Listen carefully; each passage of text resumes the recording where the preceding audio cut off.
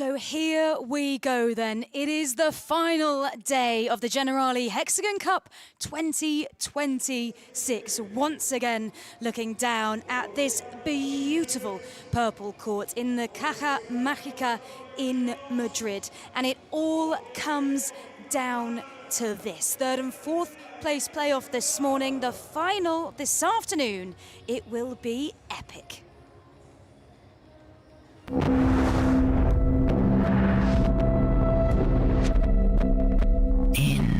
The blur. Shapes collide.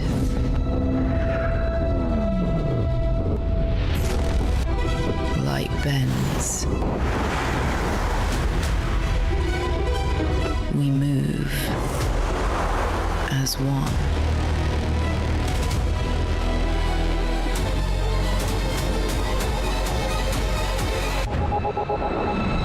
Threads intertwine, rising, breaking, but still we remain as a team. Hexagon Cup.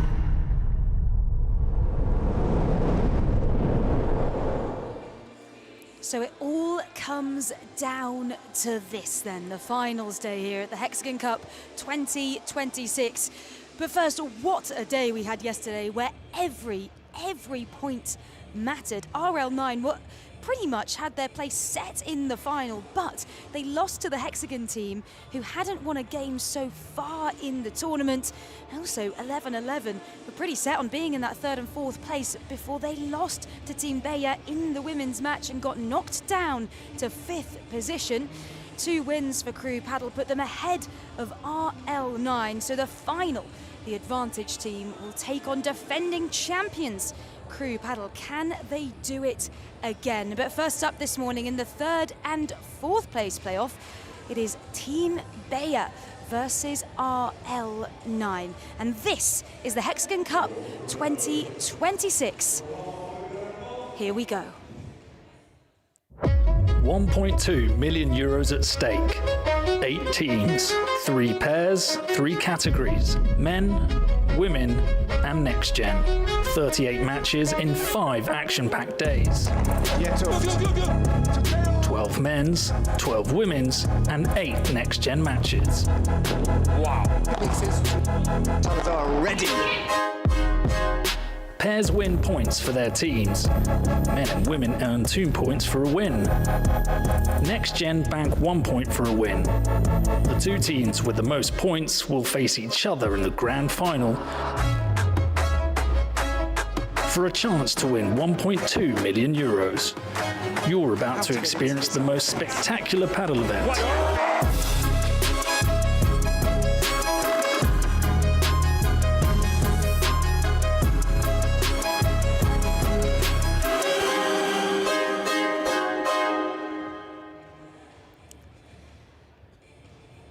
What a week it's been then. We started on Wednesday with the first day of qualifying. It all came down to the last matches yesterday, and this is how it is shaping up. So our third and fourth place matches is Team Bella taking on RL9. It's the women followed by the men, and only if it is a draw in those 2 matches after the women and after the men, we will go to a deciding match for the next gen pairing. This is the Caja Mágica, looking glorious as it has all week, that iconic Hexagon Cup purple court. And here we go. This is our third and fourth place playoff. The first match in the women's pairings. For Team Bella, it is our 2 Bellas. It is Bea Caldera and Bea Gonzalez. For Team RL9, a pair that have won every single one of their matches so far at the Hexagon Cup. This new pairing for the 2026 season as well. Andrea Ustero and Ariana Sanchez for Robert Lewandowski's Porque la emoción está servida, RL9 señoras y team. señores. Ya estamos listos y preparados para presentar al equipo de Puerto Rico, al equipo de Team Bella. And the Fuertes tension aplausos builds para as we get recibir ready to meet a our Bea first team. González, Team Bella from Puerto Rico, led by Maria Estere and Carlos Lopez Ley. Here's our first pairing, Bea Caldera, Bea González with the high bun and the characteristic headband as always. This pair that have actually only won one of their matches so far in the tournament. They had 2 tough losses, a super tie-break in there as well, but they've made it through the skin of their teeth, Team Bea, to this 3rd and 4th place playoff. It all came down to what was happening in the men's matches last night to see if Team Bea would qualify for this 3rd and 4th place, and they have. Jorge Martinez as their coach welcomes them onto the bench, and this Team Bea from Puerto Rico, last year they lost in the 3rd and 4th place playoff to Team Advantage. So, can they do one better this year? Standing in their way, though, will be Robert Lewandowski, the legendary footballers team, RL9, and facing them a pair who have not lost a match in the Hexagon Cup. Ari Sanchez, Andrea Ustero, the Barcelona pair, who have amazed us throughout the tournament so far with their power, their chemistry as a pair on court, which bodes extremely well for their 2026 professional season together. And they're smiling, they look relaxed as they make their way out onto the court. Just 18 years old, Andrea Ustero, but inside the top 10 in the FIP ranking alongside former world number 1, Ariana Sanchez, Magic Ari.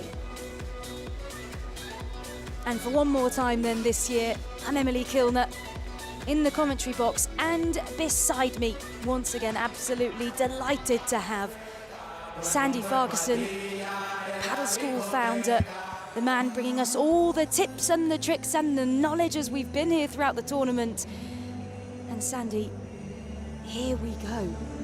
This is going to be exciting. There's more at stake now in this 3rd and 4th place playoff. And 2 pairs with different journeys throughout the tournament. How do we think it's going to go today? Yeah, it's quite exciting to get to this stage, and this will be a great match now. All of the players very much used to the court, used to the partnerships. At the beginning of the week, there was a little bit of chemistry that needed to be built, but now they're all working well together. So the level is increased throughout the week. This will bode to be a very exciting match. Vale, chicas, pues lo de todos los días, And if ¿vale? you haven't tuned in all week, then don't worry. We'll bring you plenty of information about how the tournament works. Maybe it's your first time watching paddle. Punto de oro, por favor, Don't levantamos la panic. mano. I'll let you know the rules. Y recordaros, si vais al tercero, And super tricks of talla the 10 trade con as diferencia de we 2. ¿De go acuerdo? through ¿Quién elige? these matches. Tenemos A reminder, escudo it o is the 200. women's pairing, then the men's El pairing. escudo. And if it's a draw, so for example, if RL9 win this match and then Team Bea win the men's match, we go to a decider Venga, perfecto. in Buen the partido. next gen pairings. There's up-and-coming younger paddle players, all between the top 40 and 150 in the world. They'll be the decider. And it's best of 2 sets. Best of 3 sets, sorry, but if it is a draw after the first 2 sets, then we'll go to a super tie break. And we have a stunning view from up here of the action as the crowd starts to build in the Caja Mágica. Let's go and see what it's like down by the court with Paula Murillo. How are we, Paula? How are you guys? I'm a bit sad. I don't want this to be over, but we have a lot going on today. So at least for matches, starting with this one, we're going to take a look to the RL9 bench. We have the next gen ready to untie, if there is a tie, the eliminatory. Marcela Ferrari also sat on the bench. Andrea and Ari, I mean, they are confident enough about this game because they have never lost here throughout the whole competition. And then we're gonna take a look to the Team Bella bench. Same, next gen is sat here just in case. They have to pop up into the court. And as for the Beas, yesterday, they cheering their team. Yesterday, Team Bea completed an amazing day. These two gave their team, Las Beas gave their team 2 amazing points to be here, 2 vital points to be here. So they are wishing to repeat yesterday's feat. Thank you, Paula. It's amazing to see such good energy on the benches, as we've seen really all week. It's fantastic seeing teams supporting each other. Of course, Hexagon Cup is a team-based tournament. 8 celebrity-owned teams have battled it out, and now it all comes down to this. So let's meet our pairings then. First up, Team Bea. I bet on myself.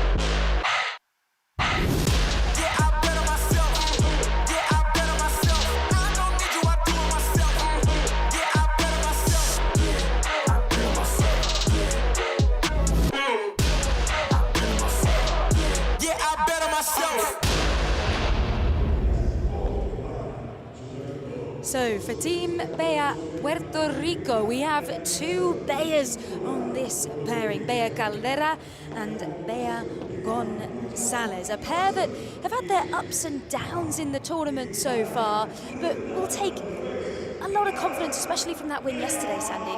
Yeah, definitely. And I think Bea Caldera, at the beginning of the week, she was looking a little bit nervous, looking maybe we're coming straight off an off season, maybe not quite fresh on court, making a few mistakes. I think she's playing better as the week has gone on, and I think part of that as well is partnering with Bea Gonzalez as well. And we talked about this with different pairings. You feel the responsibility when you're playing against, you know, one of the top players. Sorry, playing with one of the top players in the world. But as the week has gone on, I feel like they've synced really well. Bea Gonzalez, I think, has had a really good week. Like, I know that, you know, they've lost more matches than they've won, but she, I feel, has put in a great effort on the court. She's moving really well, playing aggressive paddle and causing problems for her opponents, and could well do the same today. And let's see then if they can cause some problems for Team RL9. As we said, 1 win and 2 losses for Team Bea, which is also made up of the world #1 in the men's side, Arturo Cuello, partnered with Edu Alonso. This is how they've got on. So this is showing a summary of their performance throughout the tournament. So in 3 matches, over 4 hours on court. And they'll look to be being a bit Split better down on the some middle. of these stats. I mean, It is very so split down the middle. 50%, literally either 50, between 48 and 53% for all of those stats there. So that's Team Bea, the 2 Beas, Caldera and Gonzalez. Let's see who is standing in their way for Team RL9.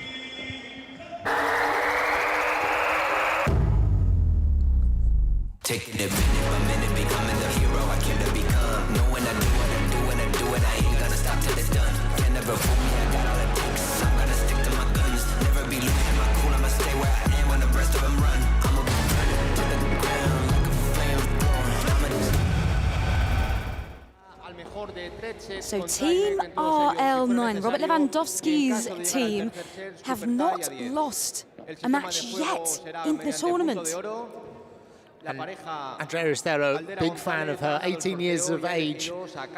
And we've talked about how fearless she is on the court. So many weapons in terms of the smash and the overheads, and unpredictable. I think that's a word we've used to describe her game for her opponents, is that unpredictability. You never know where she's going to play, and therefore it's very difficult to get in a pattern of play against her.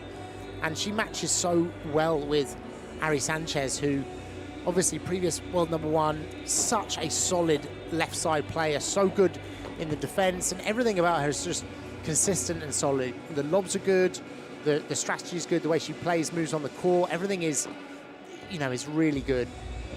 And on the bench for the Team RL9, Marcela Ferrari and Martin Canali. What a coaching bench as well that they have.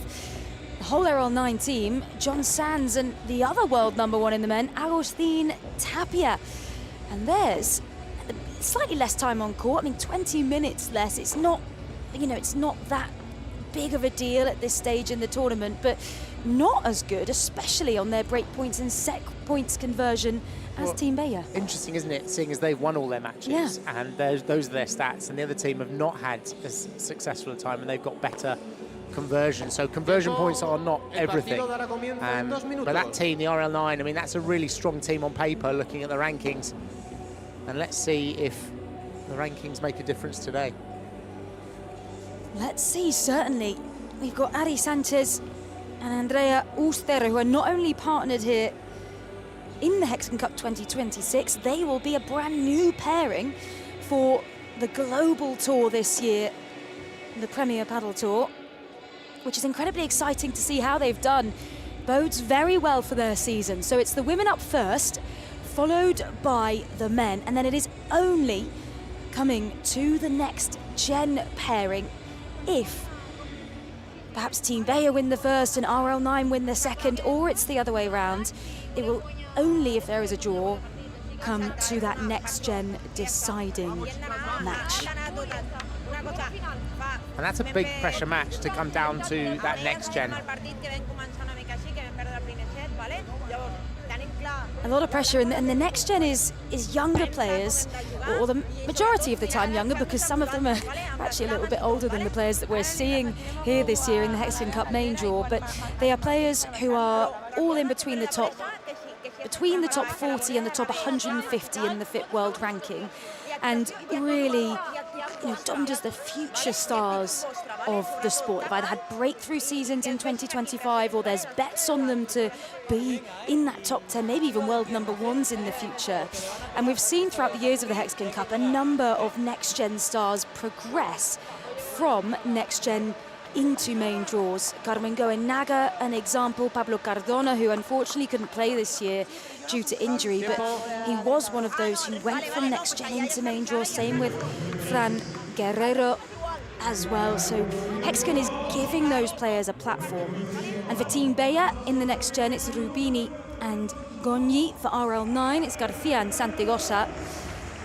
And here's the win predictor then for Team Bayer versus RL9 in this first match, slightly in favour of Team Bayer, which is a little bit surprising for me, given that RL9 have won all their matches. Well, I mean, if we've worked out anything, it's the predictor is really difficult when the pairs are so evenly contested. So here we go. It is time to start this third and fourth place playoff battle in the Hexagon Cup 2026. And just long from Bayer Caldera there, and that will, I think, be an important tactic today. They will put pressure on Caldera in this right-hand side, and a lot of this match, I think, is going to hinge on how confident and comfortable she is feeling.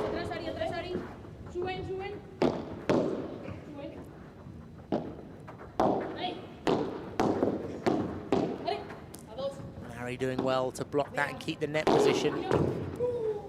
Just long on that Vibra there, well left from Bayer.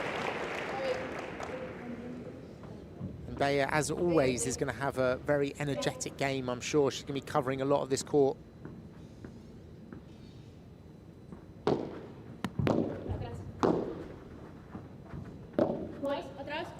And there's our first example coming across. Well played, Ari. That's a brilliant lob volley there. Saw Bayer closing the net down, and it just required a fast lob over the head from the volley. And this is what Bayer Gonzalez, this is going to be wary of, is when she plays on this cross with Ari. Ari is a very kind of patient, tactical player, so she's not going to be able to rush her.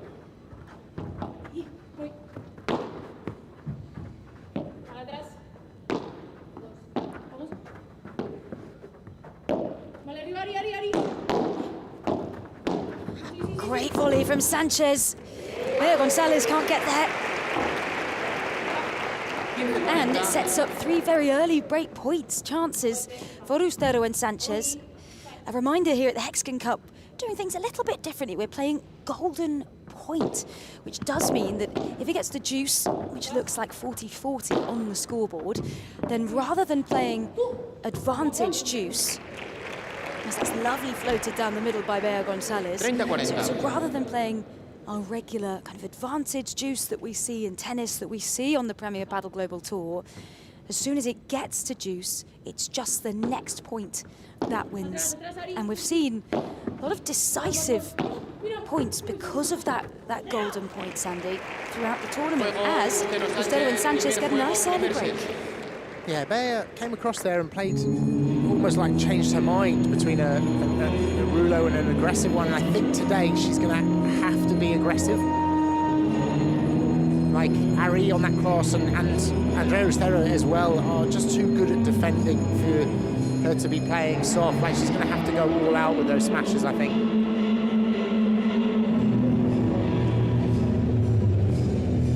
Pink Panther theme tune to build the atmosphere here in the Caja Mágica as the two players, Caldera Gonzalez, are straight back out onto the court. This is just a change of ends, so we're not really meant to chat to their coaches to pick up any tactics. We change ends at every odd number of games.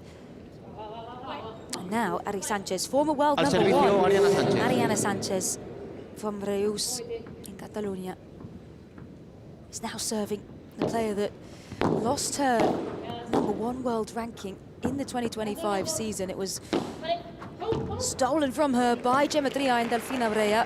15-0. Lovely bajada down the middle there from Ari. Just guided. When the two players are at net like that, there's not a lot of space, and that little central gap is what they aim for the majority of the time.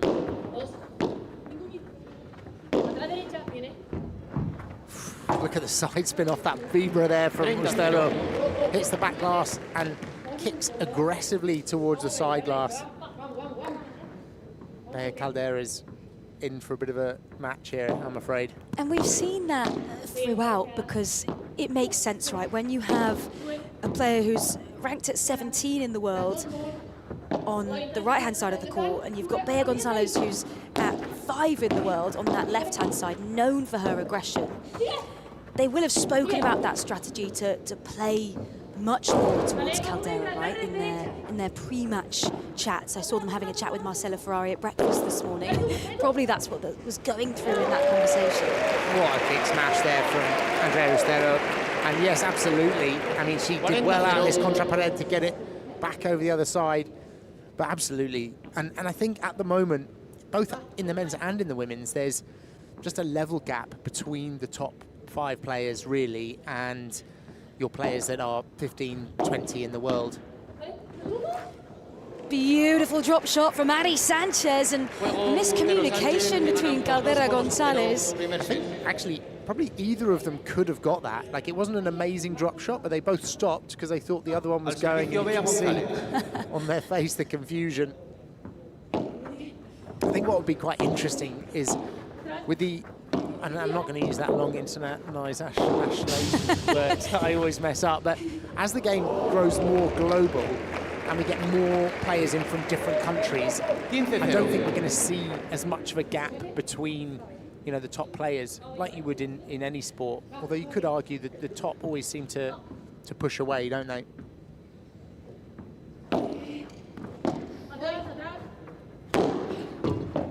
Great pick up from Andrea Ostero. One of these up-and-coming. So good in that corner. She's only 18 years old. She is pushing the boundaries, and that is a lovely volley from Ari Sanchez at the net. You can tell Ari means business. We were up here preparing for the match, and she was the only one on court, wasn't she, warming up like really early before this game. Yeah, in quite comical fashion. She was just jogging around one side of the court, and you wonder, it's not that big of a space to really get that much warm-up in. We quite often see the players warming up on stationary bikes. That's a really common method, and it's floated down the middle from Ari Sanchez. They're not quite gelling so far in this game, are they, Caldera and Gonzalez for Team Bella? No, and maybe they missed their warm-ups. A warm-up is a big part of performing. I'm sure they warmed up somewhere else, but they have started a little bit slow, although they haven't really had much of a chance. Like, Harry and Andrea are pushing them really hard at the moment. Great lob again from Ostero. Stretch from Ari Sanchez, and it's just in now. A lovely high lob from Bea Gonzalez as it's well watched by Sanchez. And again, Ariana hitting such a good lob off a difficult ball. And it all leads to Ustero's smash. And another chance at a break. 3 more break point chances for Ustero and Sanchez. Look at that smash from Andrea Ustero. A winning smash when it comes all the way back over your own net, or the net in the middle. Good defense in the corner from Ustero. Ustero just moving Bea Caldera around. And a good change there from Ari, went soft. Ooh, one for Ustero. Juego Ustero Sánchez, que ganan por 3-0 primer set. Looking very dominant for Ari and Andrea at the moment. They are indeed, so 2 breaks on the bounce for Ustero and Sanchez, and not the start that Caldera and Gonzalez would have wanted at all. They now get a chance to have a chat with their coach, so how they turn this around. And for Team Bea, I mean, it was a fantastic feat yesterday. They came from 7th at the start of the day into 3rd. So let's go and hear from Carlos Lopez-Ley, one of the owners of Team Bea, down there with Paula. How are they going to turn this around, Paula? Emily, I'm going to ask Carlos precisely what you were saying yesterday. You started the day on the 7th position and ended up on the 3rd. What an extraordinary comeback for Team Bea yesterday. It's amazing. We almost finished 2nd, but still 3rd is great, and we still have a chance. We're still alive today, and we're looking forward to having a great day. How have you prepared for today? I mean, what have you told your team, both male, females, and next gen, to be ready just in case they need to pop up? Well, they're all very excited. The Gen team, they want to play. Well, if they play, it's because we're 1-1. So it's going to be a great day, and they're all going to give their best. They're going to try their hardest, and hopefully we're going to win.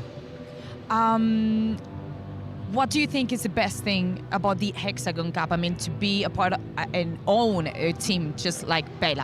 Well, it's the excitement, getting to know all these players. They become like family, seeing them compete, and just the ambience. Everything is an amazing experience for everybody, for us as owners, the spectators, the fans, the players. It's an amazing place, amazing venue, an amazing experience. Yeah, it is. Thank you very much, and best of luck for today. So let's get back to the game then. Carlos Lopez-Ley is one of the owners of Team Bea Puerto Rico alongside Maria Esteve. I have to say, Team Bea have been fantastic this week, haven't they? Like, the support they've given from the side, they've all got their instruments, they're making so much noise. You can see how much they are behind the team. And a lot of teams are, but I feel like there's been particularly extra volume from their support and their team. That's a lovely drop shot there from Ari Sanchez. Speaking of volume coming from teams, I think it was the Rafa Nadal Academy team who had drums, they had a cowbell, geometria, almost had a trumpet, I think, on the bench at one point. And it's one of those really unique tournaments. It's a lovely element that you see the men supporting the women and the next gen stars coming through. Pierre Gasly was here yesterday because he owns 10 paddle team.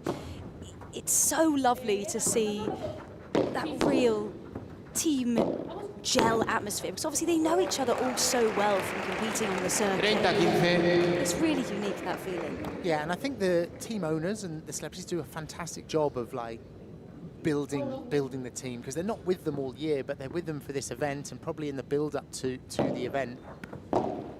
And they do a great job of making these athletes feel part of that team. And I'm sure the players enjoy it. They spend all year just competing as a pair. Like, this is nice now to be in an environment where you do have the next gen, you do have like a men's team and a women's team, as well as a couple of coaches that might not necessarily be their coaches during the tour.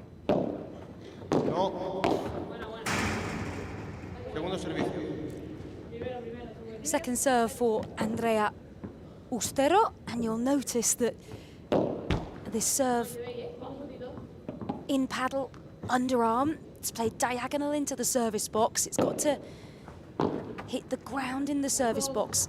And it's got to be played below waist height. One of those things that makes a serve in paddle, you know, very different to tennis, and perhaps the game really accessible to newcomers. As that is lovely from Andrea Austero on the angle. Do you think that's why, you know, that's that phrase, isn't it, Sandy in paddle, that it's easy to pick up, hard to master, but the serve has got to be a contributor to that. Yeah, definitely. I mean, the serve, the simplicity of the serve makes it easy for anyone to pick up. I coached tennis for a number of years, and I don't ever remember saying to people, oh, even though you've never played, you should just go down with 3 friends and go and have a game of tennis. Like, it wouldn't happen. You'd be saying, okay, you need to go for some lessons, and probably quite a lot of lessons if you want to learn the serve.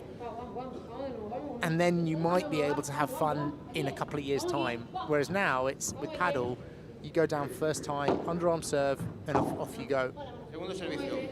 And I think at the other end as well, like ex-players coming to the sport, you know, my background, and I know a lot of people's background moving into sport is professional tennis, to come across and to learn a new sport, and especially a sport that's so tactical, the better you get, the more tactical, the more mental, the more difficult the game becomes.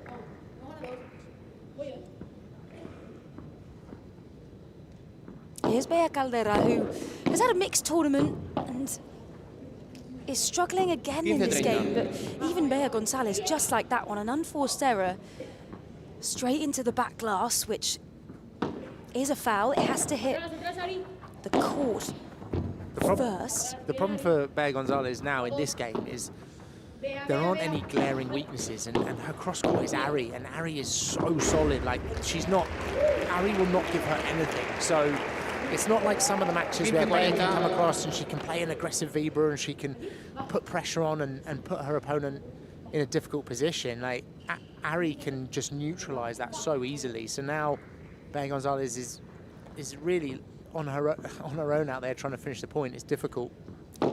And here we go, 3 more chances at a break. It's so dominant at the minute, and a rare error so far in this game from Andrea Austero.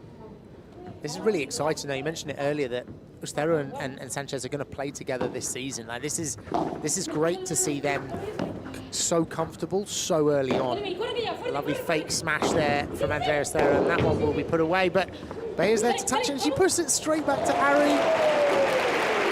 She probably couldn't believe her luck that ball came back to her. Juego Austero Sánchez, que ganan por 5-0, primer set. So what a start for Austero and Sanchez. They're 5-love up, 3 breaks on the bounce for this pair. So RL9 cruising ahead, but it could have been a slightly different story. Yesterday, they just needed 1 more win to go into the final. It looked like they might do it all day, but then it was Sanz and Tapia who lost to Navarro and Guerrero in the men's match. The Hexagon team hadn't won a game, hadn't won a match all tournament. And so here they are in the 3rd and 4th place, absolutely dominating. But I think they're going to go down and hear from the RL9 coaches in a few moments' time, as Team Bea gets some advice from Jorge Martinez, who obviously looking a little bit flat and a little bit deflated. There's Marcela Ferrari with Sanchez and Austero.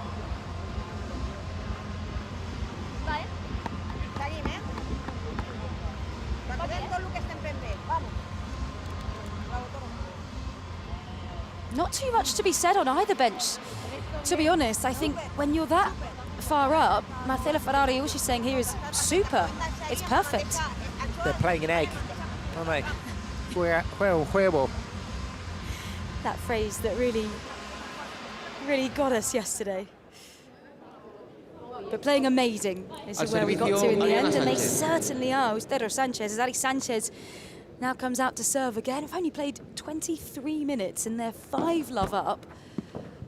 That will be another first serve as it clips the net on the way through. And Ali Sanchez, just to give you some context about how good of a player she is. She has 53 career titles, just 28 years old. 17 of them have been with Premier Padel, which is the most in Premier Padel history. And she held that #1 spot for 2 years, or 3 years, alongside Paula Josemaria, a pair that have defined a modern era of women's padel together for 5 years, and had a really emotional farewell as they decided to part ways as a pair at the end of the 2025 season. Out of the court goes Ari Sanchez. She can't get back in, but a beautiful Portres out for 3 from the other side of the court. I think it's tough for Ari Sanchez as well, because playing with Paula, you know, Paula is the one who creates a lot of the winners. She's dynamite, she's the lefty, she has a lot of flair, and you kind of, you know, not that you forget how good Ari is, but you almost like, you think that Paula does a lot of the work, but really Ari, like, this tournament has been so good. Like, she's just so difficult for opponents to get past, and always thinking how to set up the point. I mean, she made an error there, just obviously as I'm... The commentator can't get past it. As I'm picking her game up, but I mean, she's just been so solid. Solid and as well confident. It's really good to see her playing so confidently. And if you haven't noticed something that might make her play even more confidently, if you look at her racket, I think a new racket for this season. Looks like she's changed her racket partner perhaps, but she's actually got her signature in like silver adorned on her racket. If that doesn't shout confidence, I'm not really sure what does. Are you thinking about that for your game? You know what? You know what? That would be go down the that would be a bit of a flex, flex, wouldn't it? Yeah, that would. Lull my opponents into a very false sense of security. Yeah, the first set would be yours before you hit the ball. But here we go then, a chance at a break for Caldera Gonzalez. Could this be their chance to get their first game on the scoreboard? Not quite, it's into the net. Iguales, punto de oro. On the volley from Bea Caldera, and we've got our first golden point as the stadium, the Caja Mágica, goes golden with us. And what this means is it will just be whoever wins this next point will take the game. So it's also a set point for Ustero and Sanchez. And the receiving pair can choose who it's going to be, and it's Bea Gonzalez to receive the serve. Great volley from Mariana Sanchez. Oh, and she's overhit that rouleau. Normally a shot of hers that is very accurate, but the Beas are off the board now with their first game.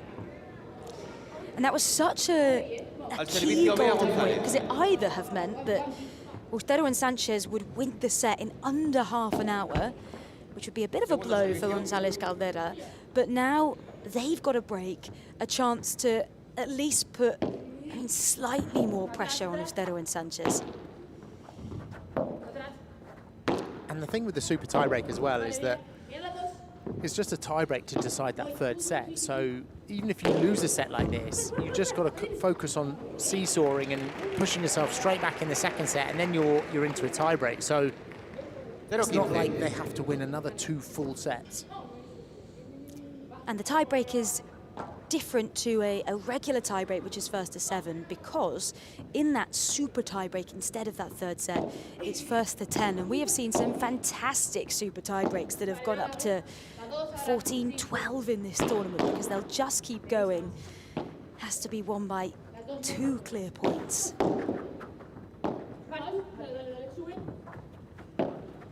Oh, lovely change from Bea there.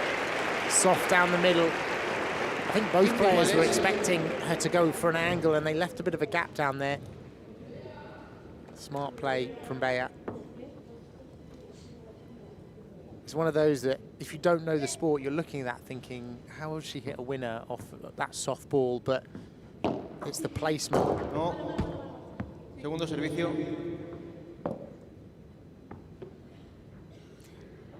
And you'll also notice we've got Andrea Ustero playing on the right-hand side, holds the racket in her left hand. Ari Sanchez with the right hand, and that is a big smash, but not big enough from Bea Caldera. And Rostero was waiting for it at net. Yes, well played, Bea. Harry read the situation and tried to cover the middle, but Bea saw a gap down the line. It's Bea, Bea, Bea. Yeah. 3 of them all at once.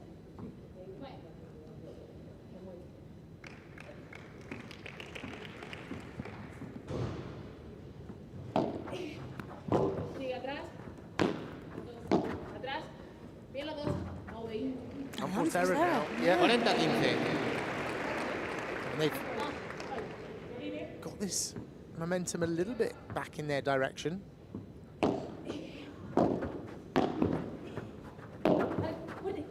Great shot from Rostero there. It was a short volley from Bea Gonzalez, and that just left a bit too easy a gap.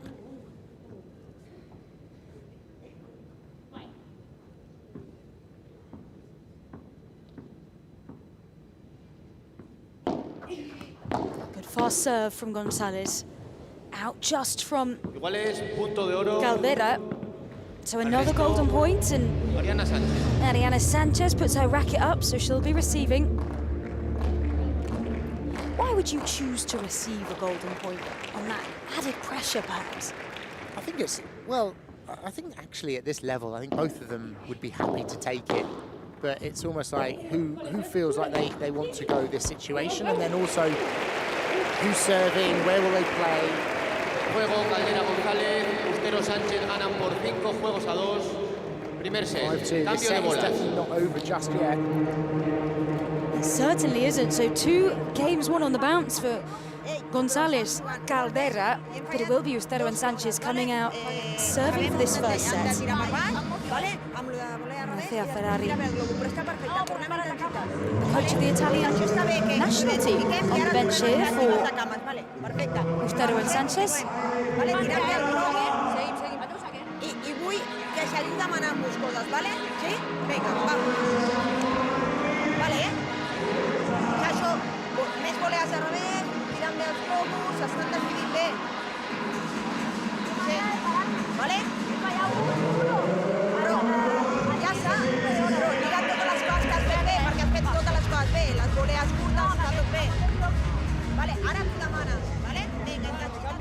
Que está más atrás, ¿vale? The bench of Rostero and Sanchez, especially in Catalan there, as the 3 of them from the Barcelona region. Jorge Martinez is on the bench. The 2 Bears. Que hemos ganado ha sido cuando tú has entrado de volea de revés sobre la bandeja de Ari. ¿Vale? Eso que hemos hablado. Entonces, hay 2 o 3 cositas que hemos hecho muy bien ahora, ¿vale? Sigamos ahí, sigamos poco a poco, ¿eh? Jorge Martinez is saying, let's go little by little. He's saying, above all, determination. So more of the mental side for Jorge Martinez. But one thing that he did say a little bit more strategically there towards Bea Caldera was using the reverse volley off the bandeja of Ari Sanchez. We'll come back to that point in a second. But now the backhand volley. We're just seeing this return direction from Andrea. And that makes sense, really. Cross-court to Bea Caldera. It's what we talked about earlier. I mean, I think they'll be directing probably 60% or more of their balls towards her from both sides. And that point of Jorge Martinez, I mean, such an experienced coach. We see him on the bench with Galan and Chingotto a lot. He was talking there about Bea Caldera. Great change from Ari. Using that reverse, that backhand volley. That one we just saw there, yeah. Great ball 3 out of the court from Rostero. And I'm always amazed when you talk to players and the coaches as well. It's almost like looking for a specific volley. And what will happen is they're going to play that lob middle, and if Rostero comes to play a vibra or bandeja, the Caldera should come forward, almost preparing for that backhand volley, because the ball is likely to go from her centre line to her left. So let's see if she can take on that advice from Jorge like Martinez. This one now. Out from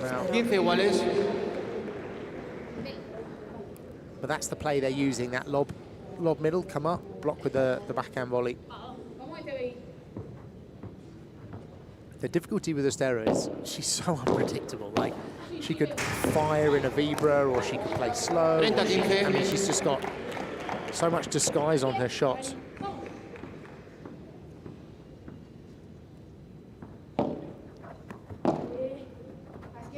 Good lob from Bea Gonzalez. In this cross court with Ari Sanchez now.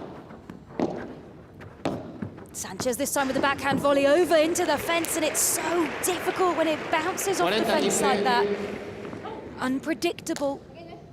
And here we go. Now it is 3 set points for Ustera and Sanchez. You see how the players are desperate to try and get that ball before the fence. Like Bea Gonzalez trying to come in and get that before, because after, you never know what the bounce is going to be like. A lovely rouleau from Ari Sanchez. Oh, and she's going to go for it. Here comes Ustera. She mishits it. Oh no, on the set point. 40-30.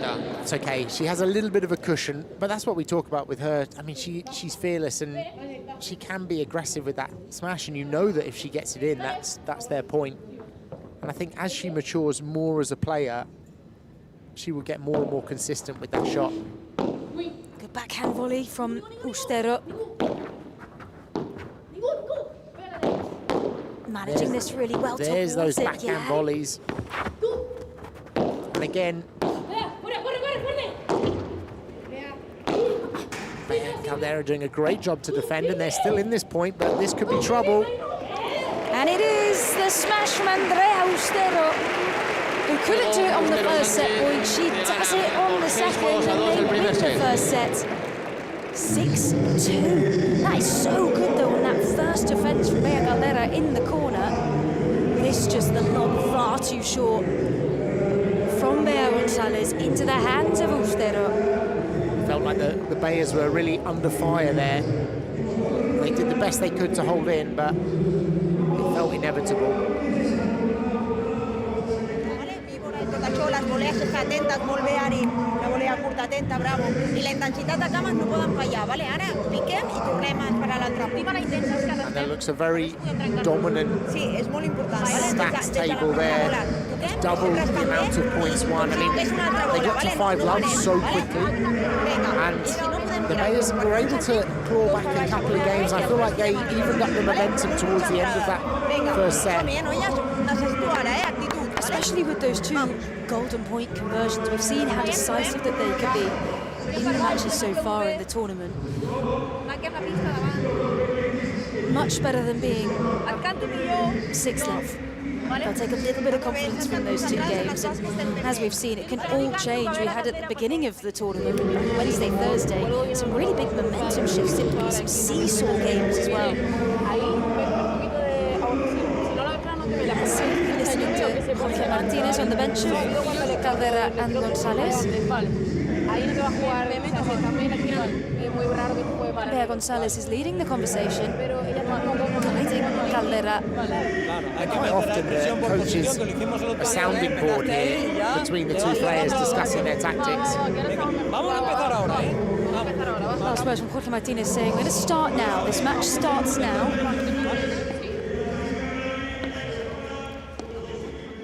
So that was the words from Jorge Martinez. Let's see if we can head over to the RL9 bench with Marcela Ferrari. Here we go. Va a dar comienzo el segundo set. Al servicio, Bea Caldera. Instrucciones a sus pupilas. Menudo pedazo de campeonato están haciendo Andrea y Ari. Yo no sé si tienes algún pero que poner. Bueno, la verdad que están trabajando muy bien, parece que llevan tiempo jugando juntas. La verdad que su equipo está haciendo un buen trabajo de pretemporada porque están muy fuertes, están muy concentradas. Este partido se nos fue al super tiebreak. Los otros días, hoy están jugando muy serias, cosa que hoy costaba mucho, hay que decir la verdad, a toda la gente, porque ayer estamos como primeros, se nos escapó la final por poco, y entonces, bueno, cuando los jugadores se ven en la final y jugar tercer, cuarto puesto hoy cuesta, pero están demostrando que son profesionales, que están muy bien, y está todo el equipo aquí animando porque queremos este tercer puesto, sí o sí. Eso te quería decir, que qué sabor de boca te deja un poco... So they're having a little bit of a whisper on the bench here, so we'll see if we can translate a little bit of it for you to get the strategy. Bueno, es un equipo que aspirábamos a todo cuando vienen aquí, son profesionales, queremos estar en la final y ganarla, como todos los que juegan. Y entonces ayer estábamos primeros, era cosa nuestra, se nos fueron con 2 bolas de partido y luego las posibilidades que teníamos de que los otros perdieran. And difficult to hear, to be honest, what Marcela Ferrari is saying, because of she's trying to be as quiet as possible to not put the players off. But at the start of this little conversation with Paula Murillo, it was all very positive. She was saying they're playing together really well. They've started training together for the 2026 season, and it's a really positive start.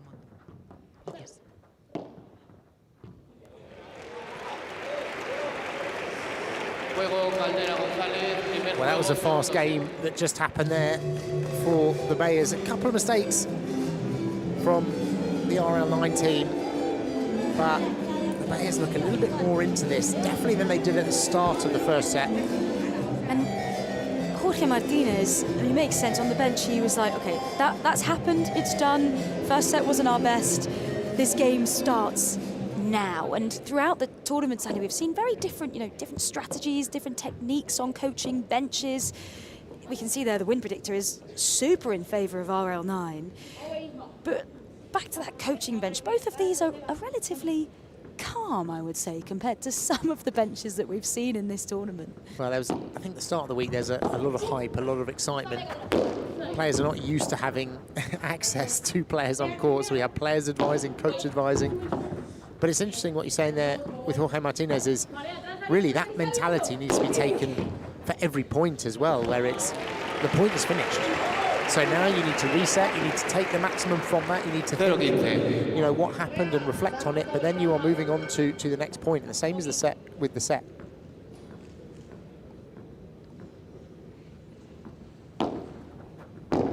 Segundo servicio. Serve was long from Ari Sanchez there. He'll be looking to get back to that #1 spot in the 2026 season alongside Ustero, but in her way will be another new interesting pair, because Bea Gonzalez, who she's facing on that diagonal, will play with her previous partner, Paula Jose Maria. Beautiful reverse volley, backhand volley from Ari Sanchez, but Ustero from Ustero into the net. That was brilliant from Bea Gonzalez there, fighting for every point, for every shot, getting every single one back. And basically saying, look, one more. Here we go. Let's make you play one more shot. Segundo servicio. And Ari and Andrea have got to be careful here that, they don't take their foot off the gas, because it's 1 love, 30 love down. Momentum can shift so quickly in paddle. Great work in that corner defending from Bea Gonzalez, who's gotten more of the ball so far in this second set, which they will be happier with. There's that great phrase, isn't there, that's putting somebody in the fridge, where you're playing 90% of those shots towards one player on the opposite side of the net. And then when that person isn't receiving any ball, when they eventually do, it's like, oh gosh, I've got to play now. And it can be very difficult to play against. But that's not happening as much as it did in the first set now for Bea Gonzalez. And they've got 3 break points.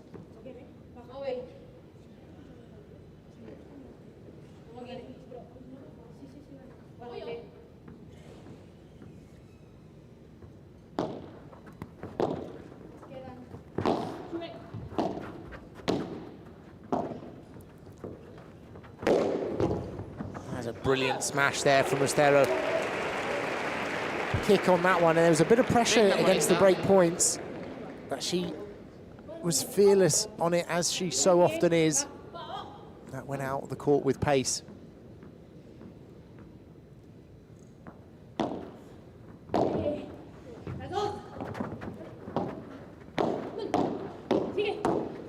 The battle for the net. And unlucky Bea Gonzalez, she did what she could there, but she had her opponents pressing on the net there. Golden point.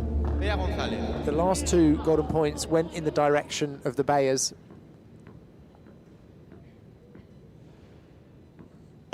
Gonzalez is receiving. Ustero coming over that side. Oh, great change from Pierre Gonzalez there.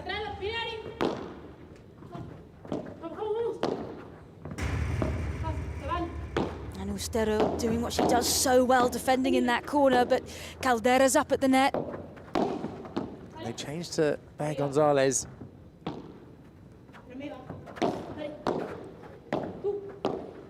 Nice angles.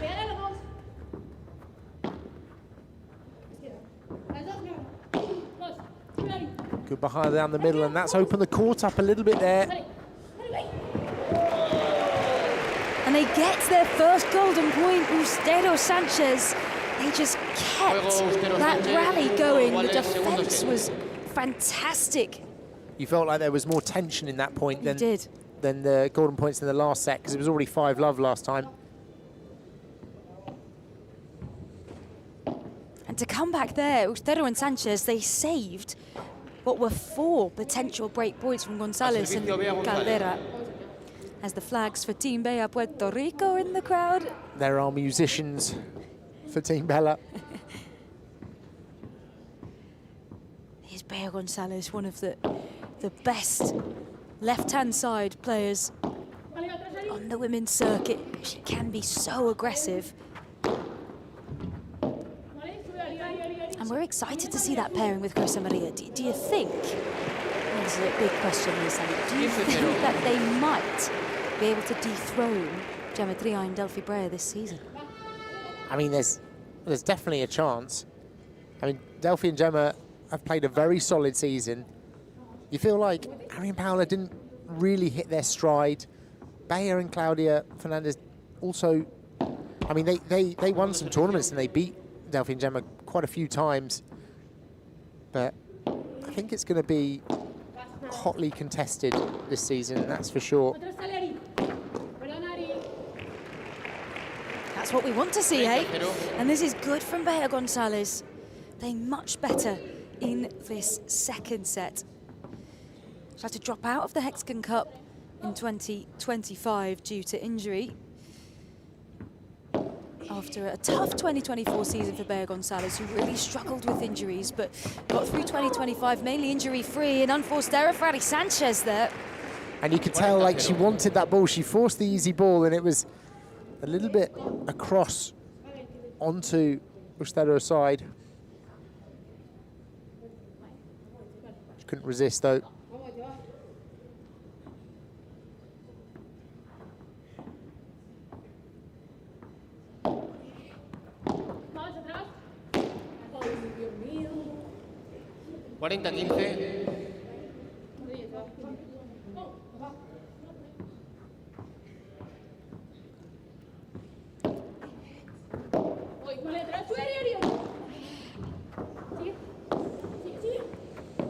Nice work from Bea Caldera in this cross-court with Ustero. That was so good from Andrea Ustero. Floats it down into the corner. Such a tricky bounce. Look at that defense in the first part. She does it so well, reads the corners so well. And in some of the jargon busting, the it's not racket science features that we've had come on our screens throughout the tournament, that double glass has come up a lot. It's very difficult to manage as a first-time player. But Andrea Ustero in particular, how does she make it look so easy, just like that? Well, I think it's difficult to manage even as a player that's played for a while. Like, I mean, it's a very technical part of the game, and it's also a part of the game that requires a lot of practice and understanding of rebounds. Let the glass be your friend, I think. Yeah, easier said than done, though, isn't it? So much easier said than done. And we'll see what happens in the stadium now, because you guys won't be able to see this on the broadcast, but there is a kiss cam that's now come in play. The two on the screen now don't look too keen. A high five. Yeah, that's had limited success, I think, this kiss cam. Some days it works well. Oh, somebody put up their hand that they're engaged. Lovely. I was listening to Jorge Martinez ¿vale? Porque hay mucho espacio delante. Vale, y otra cosa más, ¿veis? Cuando la jugada, cuando ella volea de derecha sobre la verja, y estamos las So cuatro... when Bea Caldera volleys over to the fence, Siempre por el centro, ¿no? Que no llega, entonces... there's a gap always opening up down the middle. Dale el paralelo, ¿vale? And Enséñaselo para que te tire play por the ahí. parallel when that happens. ¿Vale? Pero enséñale el pasillo. Vale. Venga. Vamos, a por ello. Sí? Sobretot és això, és actitud d'estar a tope. And Marcela Ferrari talking more about the mental side. She thinks it's all about attitude. We've got to go a tope. We've got to give it everything. Està molt bé. Ho seguim així, concentrats quan hem de tirar el globo. Quan juguem a la seva volea al revés, després tirem el globo, si podem o no, i concentrats en això. Vale? El cap We're throwing what we can from the Catalan, but you'll hear that word globo come up a lot. We'll come back to that as we just look at Andrea Austero's court coverage in those two hot spots, but we've complimented her on that defence in the corner where those red patches are. Yeah, she's so good. I mean, players should almost look at that heat map and say, right, that's really where I need to position myself, like just behind the service line for the back of the court, and then up in line with that second post when at the net. And that is a beautiful example of what we heard Marcela Ferrari talking about, the globo or the lob. It's such a fundamental part of this professional game. When it goes well, it can be fantastic in turning defence into attack, but if you don't get it quite right and it's a bit short, it can be quite disastrous, perhaps. Yeah, as we saw in the previous point, 0-30. it's a really crucial part of the game.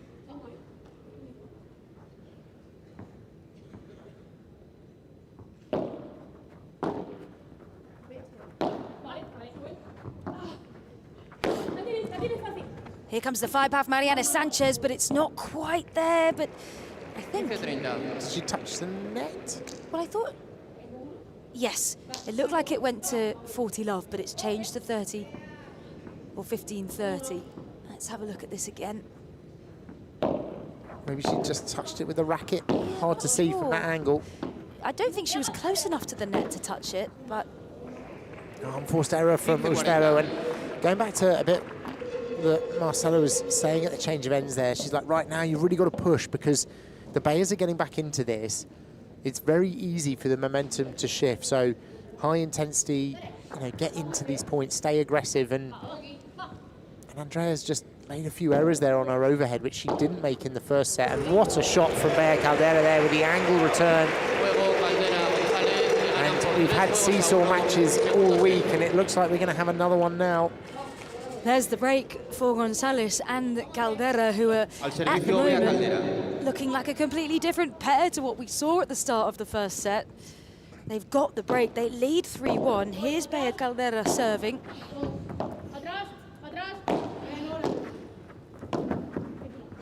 And this is where the experience of Ari Sanchez will come in as well, like to help pick up Andrea and get themselves back onto that front foot. Oh, and an error again, and all it takes is a few errors, and before you know it, you've completely changed the momentum. And anyone that plays matches at whatever level will know that you can lose concentration for a few points, and before you know it, the set has slipped away.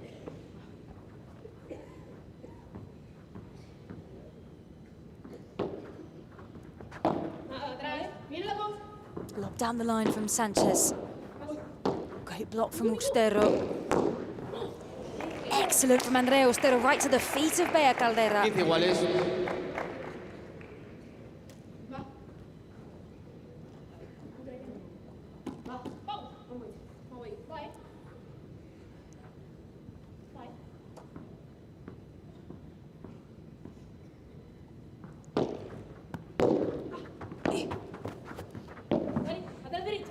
Lob from Austero into the net from Bea Caldera. It was a lovely volley up at the net from Ari. 15-30.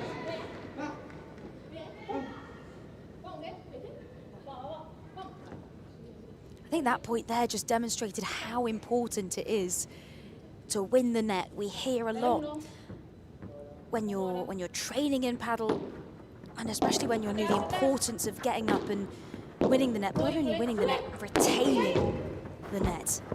Oh, great reach from Ari. A little bit lucky there. I mean, she caught the end of her racket, and then she also caught the net cord. I suppose this is why you've got to chase down every ball.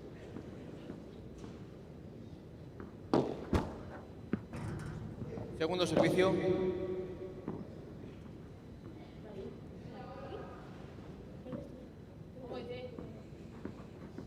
A good chance for Agüero and Sanchez to break back. You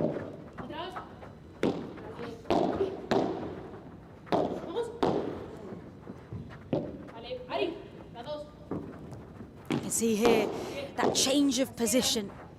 González Caldera had the net. Now it's Agüero and Sanchez who came up. And that's when it's so crucial. They break straight back. And it was all around that net positioning in that moment. It's going to be such fine margins in this second set. And we did speak a little bit about that globo, that lob. So almost as if they heard us. Here's a little bit more about that shot. What the paddle? A quick guide to understanding paddle terminology. The globo, also known as the lob, is one of the most important strategic shots for both beginners and advanced level players. Unlike in tennis, where the lob is often played as a defensive escape, in paddle it is an offensive weapon used with intention.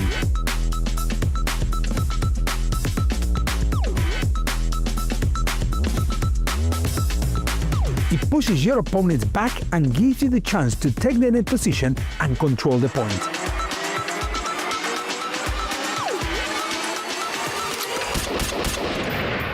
Now you know what the is happening in paddle. So there's the globo, there's the lob. And very well explained by Mauri Andrini there. But is there any moment, Sandy, when the lob is not the right decision? Yeah, there are times when you're in a really difficult position and you try and lob, but it's almost like within your capabilities. Like the pros are so good that they can lob from very difficult shots in the back glass. But if it is really difficult, often they play down in case they don't want to hit a short lob. If you're learning the game, I highly recommend almost changing your mindset, especially if you're from tennis. The lob is always seen as defensive, but actually what you want to do is try and change it to attack. So lob the easier ball so you can hit a better lob.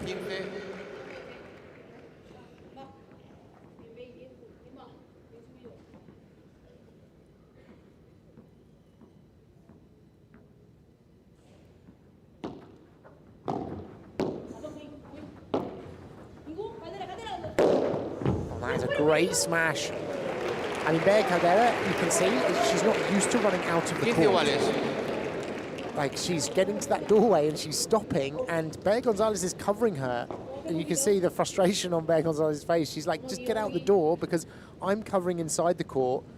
And Agüero is so good at hitting that 3 meters that Caldera's got to go out every time she gets into that position. But it's not Caldera's fault. She's just not used to playing a lot of players like that. Now, I was going to say, why do you think she's hesitating? But I think you said there, it's just, as we touched on earlier, that difference between a rank 17 and a rank 3 is that you probably just don't face these top pairs as much. Well, and it's not only that, it's also as a right side player, she would only face this against lefties. So there's only Agüero and Paula really that she needs to go out again, but, ooh, not quite. But it's only really those two players that are able to do that. So as a right side player, if you play against right-handers, she's not going to receive that. So she will just not have practiced it. It won't be intuition yet to run out. Just past the hour mark in this first match in this third and fourth place. Out has gone out again. This time she's out. much. You can see, like, she's just not comfortable out there, and it's also practice. She's young, like, she needs to work on that side of the game. She didn't hesitate this time, though, which was nice to see. I'm sure Bea Gonzalez was like, look, just get out. I'm covering you. Al servicio Bea González. And two ways that ball can come back into play. Right? It can either come back through the door, or it can actually be popped over the top of the court. Yes. Segundo servicio. As long as the next bounce is on that side of the court. It can go into the net, but it has to bounce on the opponent's side of the court. Atrás, atrás. Atrás, viene Ari. Tú. Atrás. Ari un poco, se va. There's that fantastic defence once again from Ustero in the corner, and then the bajada skips off the net, and it's out from Ustero. Hands on head from Ari Sanchez. 15-0.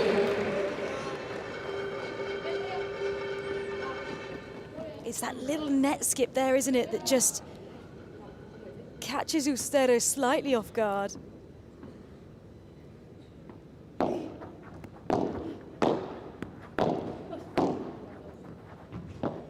There's a lob that we were talking about with Mauri in that break.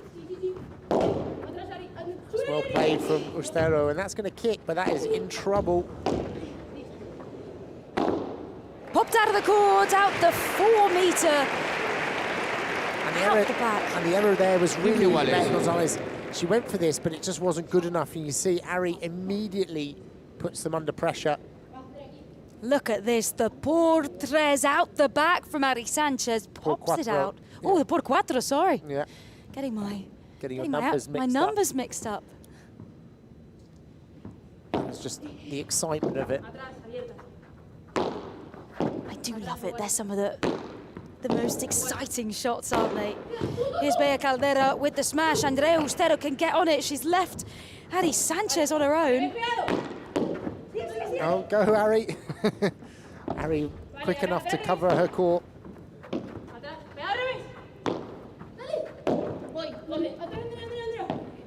Oh, lovely change from Bea Gonzalez there. He just bounced up enough off that glass that she could create some problems. Look at that. Lovely change. And Ari was covering the middle, but it's really difficult in that position.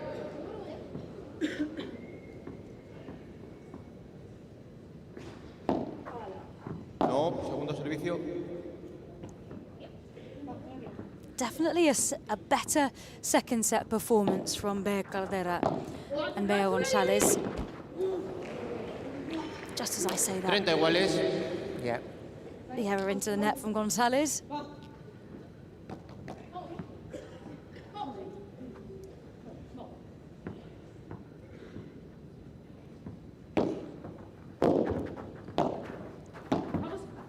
Lovely lob volley there from Ari Sanchez.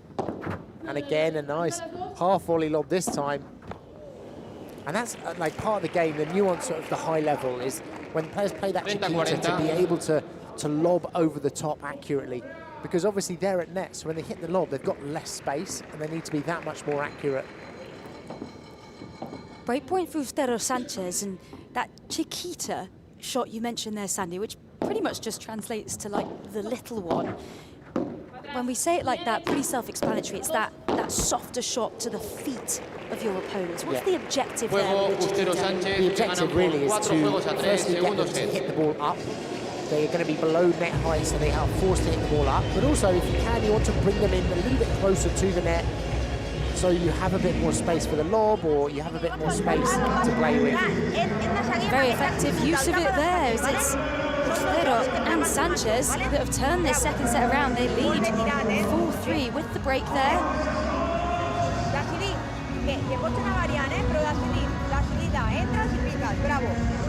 Bravo from Marcela Ferrari, who's impressed by these two. Andrea Ustero is going to serve.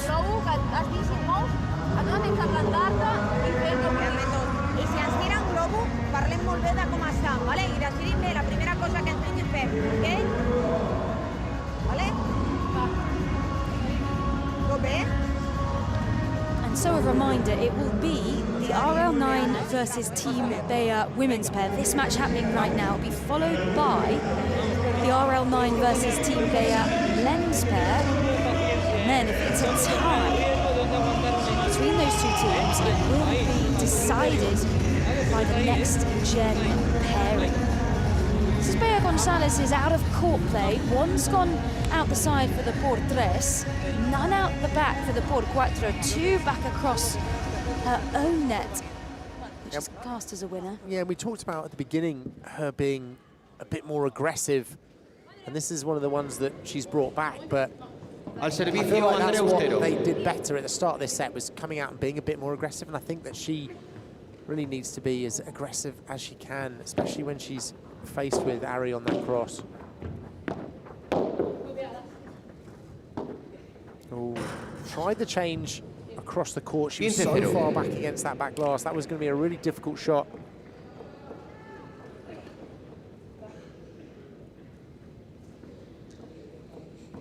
Here's Andrea Ustero,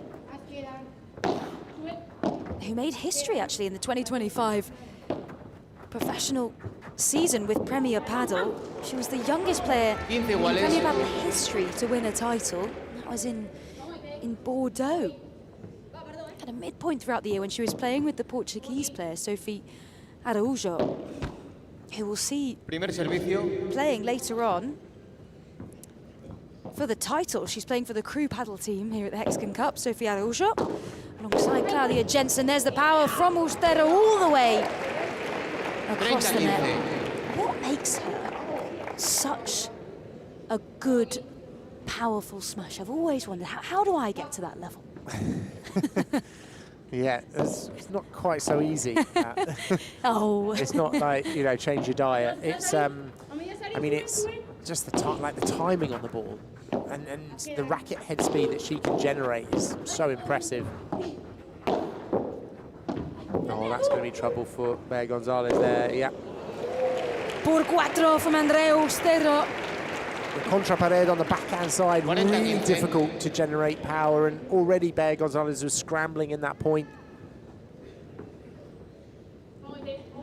And she was poised, Ustero. Straight into the lion's den.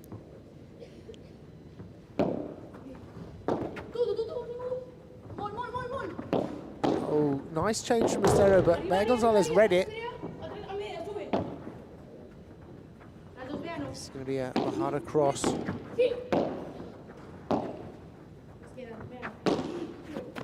Oh, Bea Gonzalez trying to get to that rouleau before the fence. Just mistimed it slightly. And Ari Sanchez is so good at that rouleau, right, that comes across, rolls off her dominant shoulder. It's a fantastic shot. Well, like with everything in her game, it's so consistent and accurate. You know, like she gets into that position and you know it's going there, but it is so accurate down towards that fence. So we had the dramatic music there as we've had a change of balls, which happens during the pro circuit as well, as the balls get used throughout the match. Just lose a bit of that. That's the one I think that Bea Gonzalez has got to go for.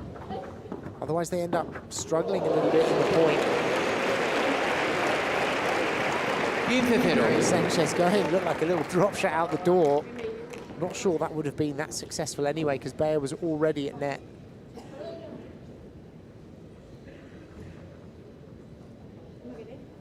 Will the change of balls had a little bit of an impact here, Sandy? Is it that much of a difference when you get new balls?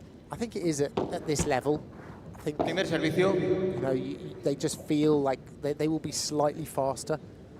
And some of it will be also a little bit of a placebo as well. Like players will think, oh, new balls, I can be a bit more aggressive on my smash. And it will make a little difference, but maybe not that much of a difference. The balls, you know, have only been played for a series of games. And I think that that's something that is frustrating about padel. And I'm sure many recreational players or club players feel that, is that balls wear out quite quickly. So you might have new balls for a match at a club level, and by the time you come for the next match, they can often be soft again. Great bajada from Bea González, and then again with the power straight to the feet of Andrea Austero. And a slight nod from Jorge Martinez. An approval from him.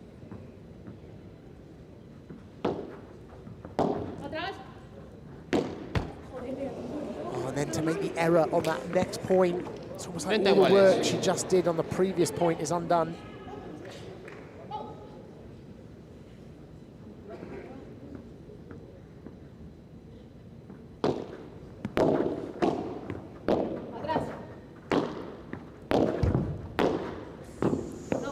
Just out from Bea. That's an unforced error on that forehand volley. And that sets up 2 match points for Austero and Sanchez.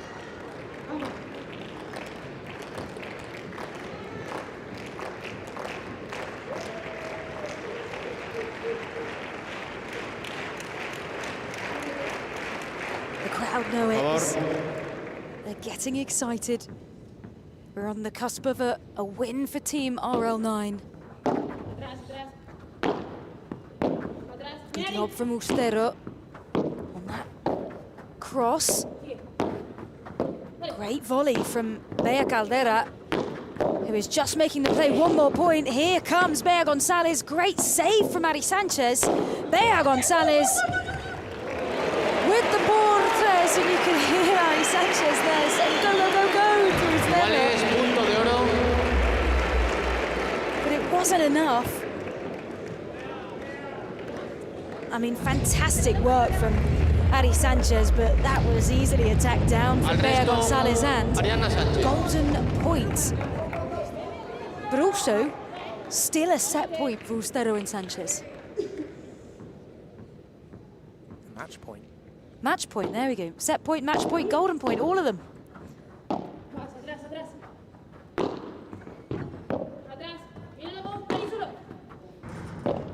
Oh, good reaction from Austero, but that has gone out. And they're holding on a little bit longer.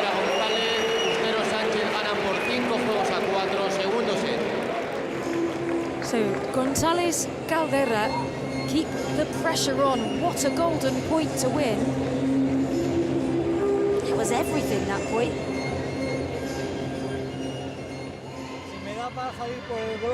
They keep the pressure on. Let's listen to Jorge Martinez on the Team Bea bench. Y tú si le metes también, vete a bloquearle, ¿vale? Vamos a intentar quitarles la iniciativa, ¿vale? ¿Vale? Que nos lo decidamos ahí, ¿de acuerdo? Que ahí And a reminder that it will be, again, Team Bea taking on RL9 in the men's matchup next. So world number 1, Arturo Cuello and Nedo Alonso for Team Bea facing the other world number 1, Agustín Tapia, with John Sands for Team RL9. Exciting to see the 2 best players in the world facing each other this time.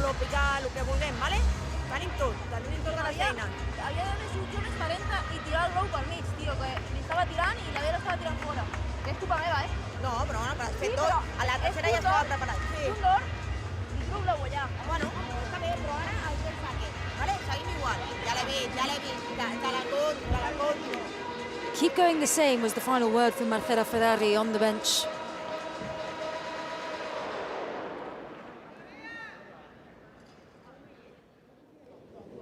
The advantage is with RL9 as the serving team coming out. They lead 5-4. Let's see if they can win this game and therefore win the match. They had 2 match points that Caldera González managed to save. Well, watched in the corner from González. Great rule again from Sanchez. Por tres. Bea Caldera this time gets out. She's made it to one of them. That was a nice jumping 3 meters from Austero, and this is what Caldera needs, is some almost confidence and encouragement to get out there. She did well on that, considering she wasn't really looking at the ball, just threw the racket at it, but it did the job. And that's what she needs, almost to make Austero think twice about playing that shot so comfortably.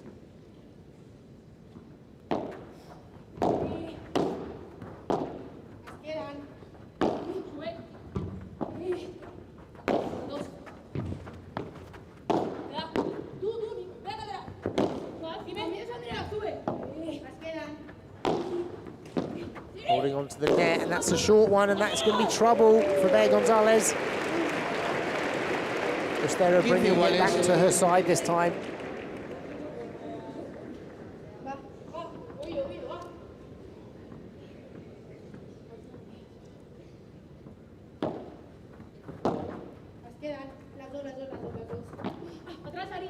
Good change, and Bea was close to the net there, thinking she could capitalise, but that was well read from Ari. Oh, she got the ball above net height, and she could have attacked it, but unforced error. You did think for a moment that Ari Sanchez was in real trouble there. I think this is just the difficulty. This is the difference between that level with Caldera and the top level, is just these few errors.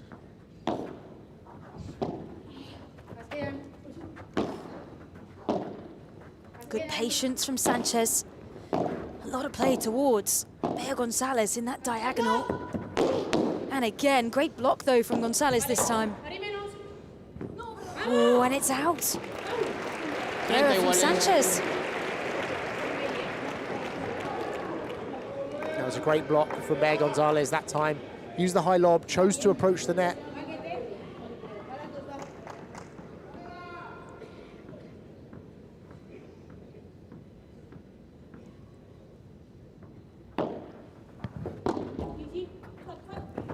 Austero, lovely play from Andrea Austero right down the middle. Now they have 2 more match points. That's a powerful vibra there, and the spin she puts on it as well. Very difficult for Bea Gonzalez to deal with. So here we go again. Can Austero and Sanchez make it 4 wins on the bounce in the Hexagon Cup? Yes, they can indeed. It is game, set, and match to Andrea Austero and Ariana Sanchez, who win every game in the Hexagon Cup. And such an important win for Robert Lewandowski's RL9 team as Ari Sanchez fires that ball up into the crowd. For one lucky spectator, they win 6-2, 6-4. What a run this pair have had. Oh, definitely, and that was a great game from them, just really solid. The Bears fought back in that second set, and you felt like they gained momentum in the second set and could have potentially taken it, but Ari and Andrea really pulled together. And we talked about it, Ari's experience in that situation probably helped bring her younger partner back onto the front foot. And you did think for a moment that Caldera and Gonzalez were going to take that second set, particularly how well they started, but that persistence, that determination from Austero and Sanchez has got them a big win for Team RL9, and we've been so impressed by this pair throughout the tournament. Here's that match point again. They've both played so well. One final MVP for this pair though, Sandy. Who are you going to choose? I think that, and again, we mentioned it earlier with Paula, Austero comes up with some great shots. I just feel like Ari Sanchez was just so solid today and really helped pull them through what was potentially a difficult second set. It's not as magical the way she plays in terms of the winners, but she just does such a phenomenal job with being solid and consistently good. She absolutely does, and it makes me so excited to watch this pair evolve in the 2026 season. It's just 2 weeks away from the first Premier Padel event in Riyadh, where these guys will make their Premier Padel debut together. Let's see how far they can go, shall we? And there's the team applauding behind them. Let's see if the men now can do that job and get the win for RL9.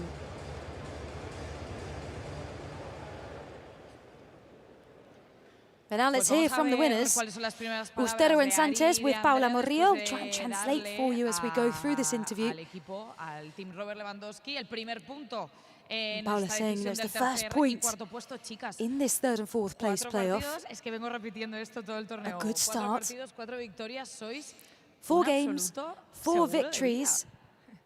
Bueno, How do they feel? La verdad que estamos muy contentas. Nos hemos quedado con ese mal sabor de quizá de no poder estar en la final, pero hoy también Very queremos, happy, obviously darlo todo frustrated en for not un partido being in the más, final. también toda la gente que ha venido y But creo que thanking también people in the un día más Caja hemos jugado a un Mágica buen for nivel, coming and watching them this desde el morning. principio, que el viernes nos costó un poco el primer set contra ellas, que lo perdimos, pero hoy sí que hemos salido enchufadas, así que muy contentas de dar otro puntito al equipo. I'm y very ahora happy animar a to los chicos a ver si give podemos, another point to the quedar team. terceros. Esa era mi segunda pregunta, que cómo se digiere, cómo se traga, lo hablaba antes con Marcela, estar a punto de pelear por el primer y segundo puesto y de repente, bueno, la que se movió muchísimo la clasificación, pasara por el tercero y el cuarto. Un sabor un poco agridulce, supongo. And Paula's saying, it's a little bittersweet, the fact that they were on the road to the final, but they're in the third place. Andrea said, that's how tournaments work sometimes. We're still battling for that third place. Pero como he dicho, es por equipos, somos un equipo, a team event, it's a team environment. Now we're going to help the men. Por la semana que hemos hecho junto a Ari. But very happy with the week that she's had alongside Ari Sanchez. Por esa parte, súper contenta. Very happy. Así que nada, ahora juegan los chicos. And now time to support the RL9 men's team. Muchas gracias a lo que has dicho de, bueno, cuando las chicas lo hacemos bien, los chicos... Bueno, no saying, tanto. Guiño, guiño, when the girls play well, we've seen with this RL9 team that the boys don't always follow. También a los Next Gen que han estado ahí animando, pero bueno, eso es lo bonito también de los torneos por equipos. A lo mejor un saying, año, that's what's special about team tournaments. Y ellos menos, y el siguiente es al revés, así que it's great to be in that environment. Por lo mismo y ahora animarles y a ver si now they'll go and try and animate Tapia and Sands esta primera toma de contacto de cara a 2026 entre vosotras dos. And of course, it's the start of a new season for this pair. ¿Qué expectativas te genera para lo que está por venir? Bueno, la verdad que nos hemos sentido súper bien desde el primer partido. They've had a great feeling since the first match together. Pero creo que estamos haciendo un gran trabajo en Barcelona. They're working really well together in Barcelona. Ahora en este torneo nos hemos complementado muy bien. They complement each other really well. Y ahora a entrenar en Barcelona con todo el equipo. So they're happy, and now they're going to go back to Barcelona to train with their whole team before the start of the season in a few weeks. Para que vayáis, os deis prisa y vayáis a descansar y a animar a now they've got to go, quickly get ready to get back on the bench to support their men's team. Congratulations, 4 wins out of 4 for Ari Sanchez and Andrea Ustero in a quick game. 1 hour, 70 minutes to win 6-2, 6-4, even though the golden points were in favour of Team Bea today. A dominant performance in points won and those breaks for Ustero and for Sanchez. So now it'll be up to the men. If they can also win for Team RL9, then we'll have no need to go to the next gen pairing. But if Team Bea can win this next game for the men, then we will go to the next gen pairs for the deciding match here in the Caja Mágica. And then, of course, later on this afternoon, not before 4 p.m. local time, it is the final. It is the crew paddle team who will face Advantage to take home that €1.2 million prize pot.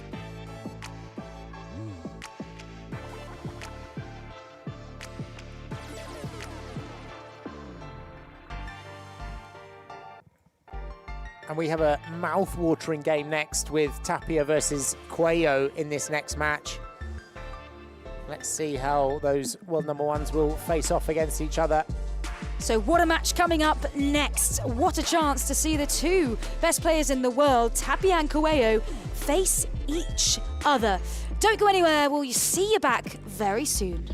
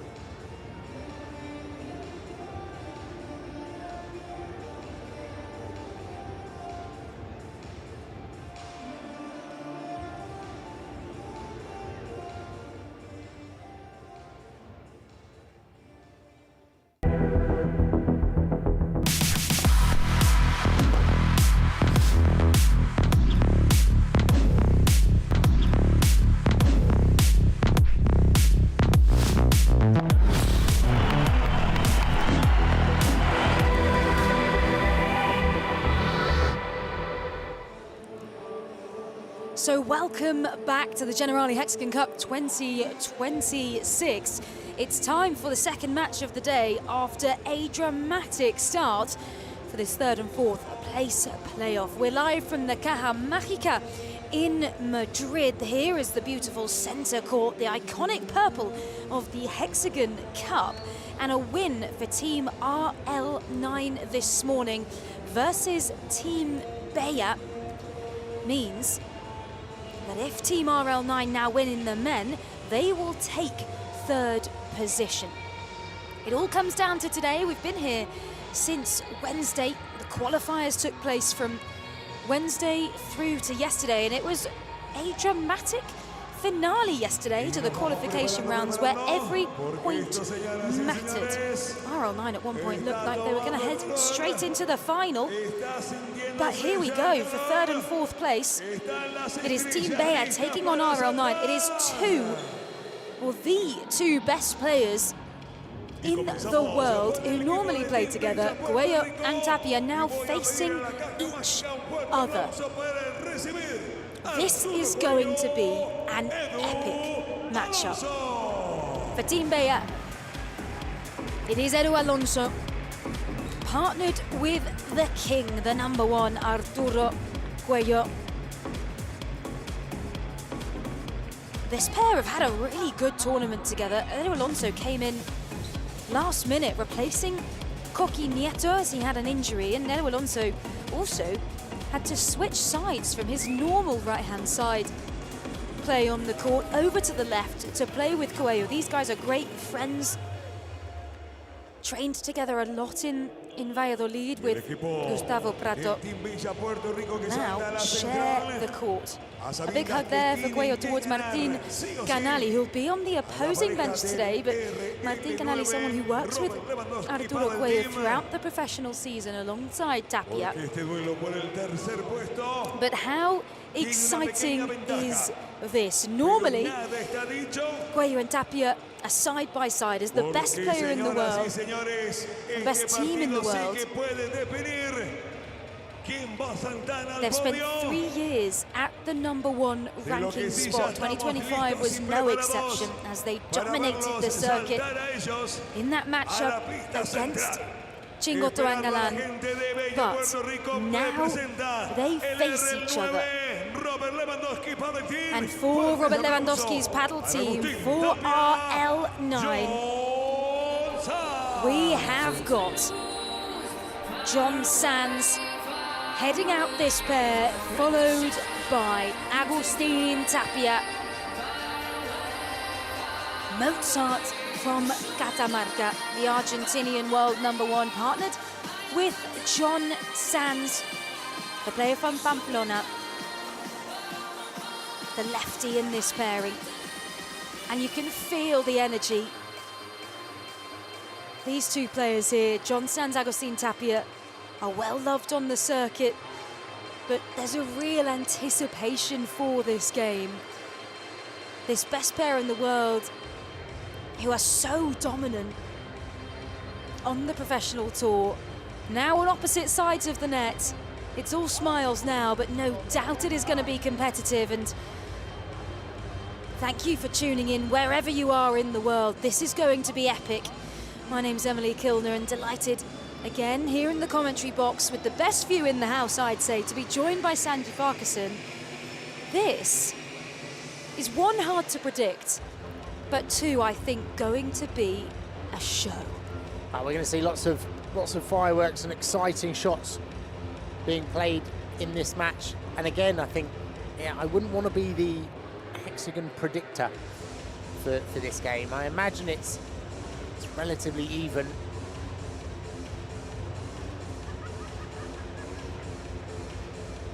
But if you had to pick, I think the difficulty is when Cuello and Tapia play together, like, players almost don't know where the weaknesses are, don't know how to play against the other. Whereas now, against each other, I think they probably have slightly more insight in how to beat each other. If I had to predict, I always tend to go, whenever Cuello's on the court, I always tend to go with Cuello, no matter who he's against and who he's partnered with. Look at him there, even he's towering above the rest of these three players on the court, and we're just hearing from the chair umpire, it will be best of 3 sets, but importantly, if it is a draw, if it's 1 set all, then instead of going to a regular 3rd set, we go to a championship or a super tiebreak, which means that it will be first to 10 points in that 3rd set. And the other important distinction with the Hexagon Cup is that we are not playing regular deuce advantage, we are playing what is called golden point, which means when it gets to deuce, it's simply the next point after that that will win that game, and the pair who are receiving the serve get to choose which player out of them will receive. And the anticipation builds in the Caja Mágica. It's the biggest crowd we're expecting today that we have seen all week. I'd like to see what it's like down courtside with our reporter Paula Murillo. I can't see you, Paula. Where are you hiding? I'm not hiding at all. I mean, I'm courtside, right in the middle of the court, next to it. This is going to be the most exciting match that people have been waiting for since yesterday night.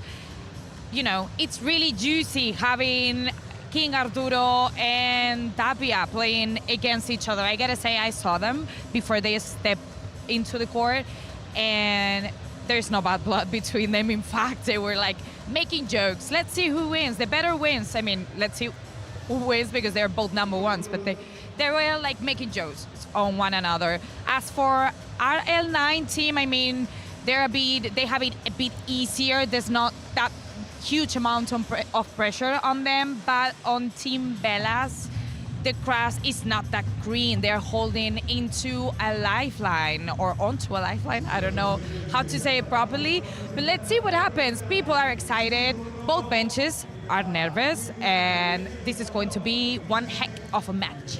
It certainly is, Paula, and really important because RL9 won their women's match this morning.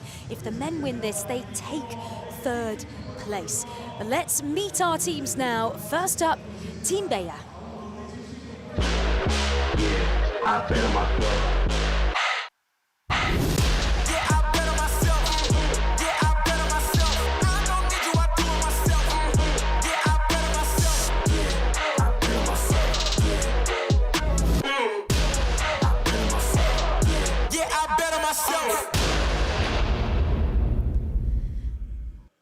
So, Team Bella is made up of the world number 1 from Valladolid, Arturo Cuello, partnered with Edu Alonso previously, or from Valencia, now trains in Valladolid with Gustavo Prato, but this pair, they've been a bit of a revelation this tournament. Yeah, and starting with world number 1, Arturo Cuello, the king. I mean, everyone he plays with, he's just so good. He's so dominant on the court. It's partly the way he plays and how effective he is at controlling the game. And now warming up his smash, and he's just warming up that soft rouleau. But I mean, once he gets firing with his overheads, so difficult to compete with. And I've been impressed with Edu this tournament. I mean, he's a right side player, and he's been pulled in again on the left side. But he's done a really good job of keeping in the game and helping Cuello to finish those points. And here then is who's standing in their way. Well, not yet. Team Bella, the rest of them first. Then we'll meet Team RL9, but we just saw Bea Caldera and Bea Gonzalez lose in their first match, which means all of the pressure is on Cuello and Alonso here. They've just spent 3 hours, 47 minutes on court, and it's pretty split down the middle in terms of all of their stats. Yeah.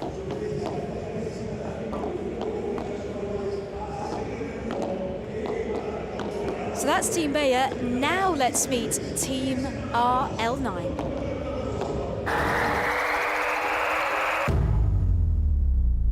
Taking it minute by minute, becoming the hero I came to become. Know when I do what I do, when I do it, I ain't gonna stop till it's done. Can never fool me, I got all it takes. I'm gonna stick to my guns, never be losing my cool. I'ma stay where I am when the rest of them run. I'ma be burning to the ground like a flamethrower. And so this is who is standing in their way. Mozart Agustin Tapia and John Sands, who've had a mixed tournament. They've actually only won one of their games. And John Sands, he's improved throughout. I feel like John Sands is going to be the key in this match. And we talked about it on, I think it was the first or the second day, that he was feeling a little bit kind of emotional, a little bit kind of lacking confidence on the court. And part of that is being alongside Tapia.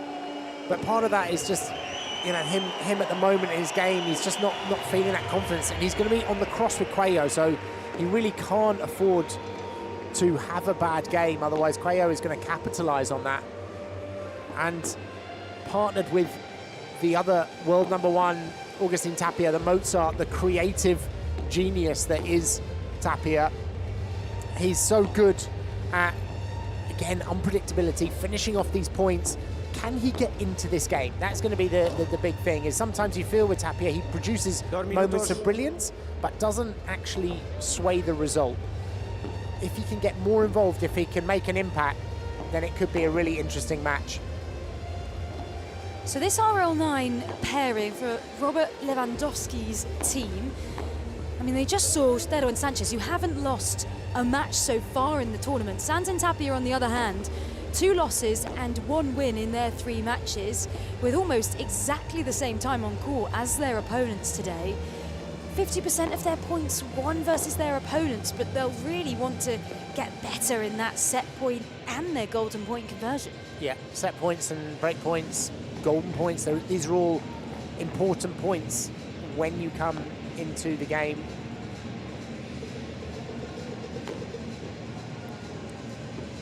And so this, of course, is for the 3rd and 4th place of the Hexagon Cup 2026. We've just seen the RL9 women, Ustero and Sanchez, beat Gonzalez and Caldera, which means if the RL9 team win this match here against Team Bea, then RL9 will secure that 3rd place. If not, then it goes to the next gen pairing for that deciding match.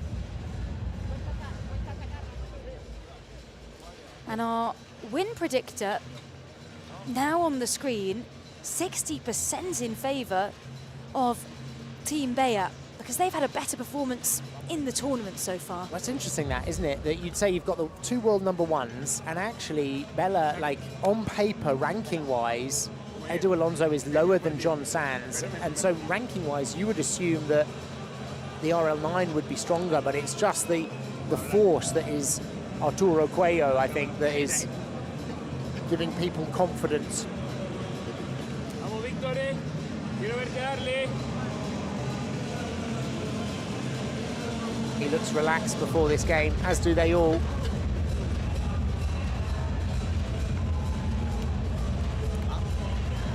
They certainly do look relaxed. Gustavo Prato on the bench here for Edu Alonso and Arturo Cuello, a coach they both know so well. That Gustavo Prato Academy in Valladolid is where Arturo Cuello learnt his craft, now obviously based in Miami, but it's where him and Edu Alonso formed such a good partnership. Edu Alonso actually moved to Valladolid because of Cuello and the Gustavo Prato Academy. So let's see how they get on. This is the fight for 3rd place, and it is the king, Arturo Cuello, to serve first. 0-15.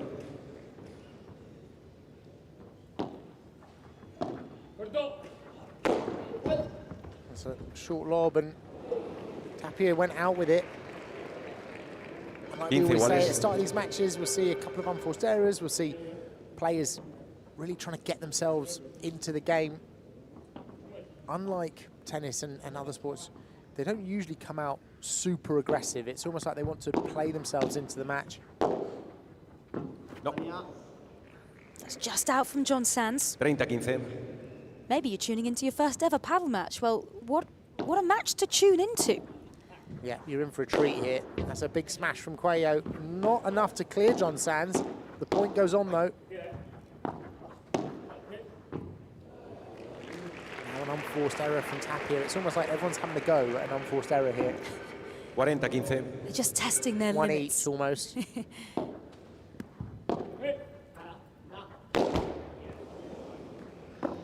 come from Cuello. 40-30. And if this is the first time you're tuning in and this is the first game, it's not all like this when there are the errors. We'll have some longer rallies, we hope. Great play from Tapia, now lifts up the lob. That's going to bounce up for Tapia, and that's trouble. Trouble, but Cuello doesn't go for it the first time, or even really the second time. Still catches Tapia out in the corner. Looks like they're having a little bit of fun here. Cuello didn't really have much to do there. It went on his backhand side, so he just could play flat.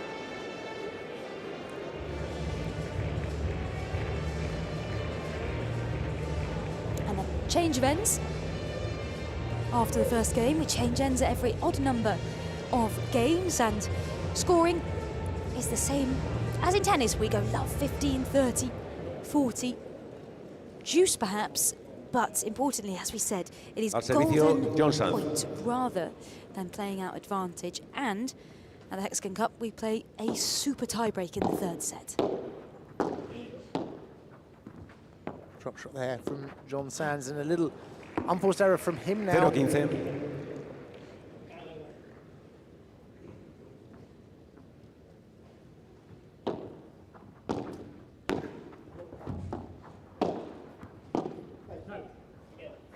Tapia to put away, and he's not hit that cleanly at all. It's gone way off the side glass, but they'd almost assumed he would hit a winner, so they were both standing at the back, waiting.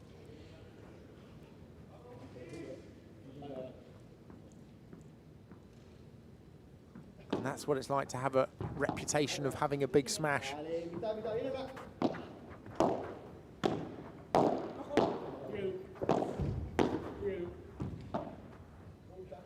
Good lob from Edu, and that's going to be in trouble. Are they having a little bit of fun around the net? They are enjoying this, aren't they? As it's floated down from Cuello. Almost exhibition style at the moment. 15-30. Look at that first one from Arturo Cuello has a fantastic name, the Dormilona, because it comes in. It's a way of saying that it sleeps at the net. Oh, an unforced error. Well, this is an interesting match so far. 15-40. Doesn't look like the players have approached it with quite the same intensity, but they will no doubt get themselves into it. Yeah, I wonder whether this is, we'll just warm up the crowd, let them know that we're here to entertain for these first few games. Into the net again, another unforced error from John Sands. And a nice early break from Cuello and Alonso as they lead 2 games to love. Edu Alonso.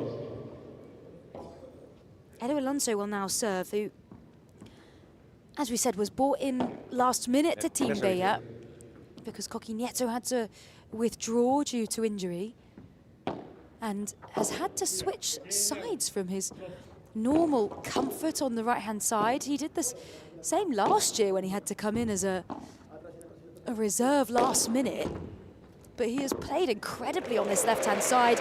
There's the pop out for the por cuatro, the by 4 at the back. 15-0. Out the 4-meter high glass and fence combined. The smash from Tapia, not quite enough. Yeah, it didn't look like it had the normal sting of a Tapia smash.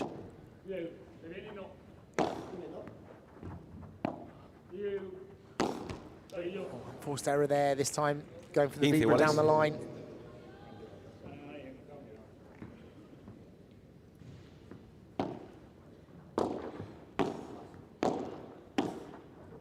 It's a good volley down the middle from Alonso. Alonso picked up by Tapia.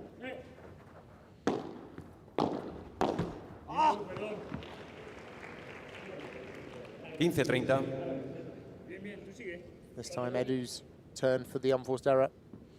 And a lot of the play going towards Edu Alonso at the moment, which you would expect, right? Because if you've seen Arturo Cuello's smash and how athletic and how he leaps into the air, you'd want to keep it away from him. Yeah, just all of his game.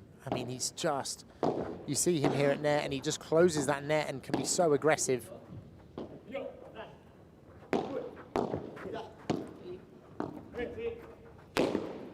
And that one he hasn't hit cleanly, but again, it's done the job of, came off the side fence, the top side fence. 30-40.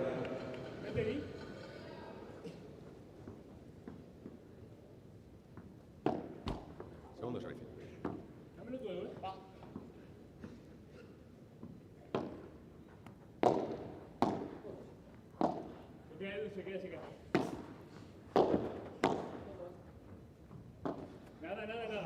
Again, putting pressure on Edu.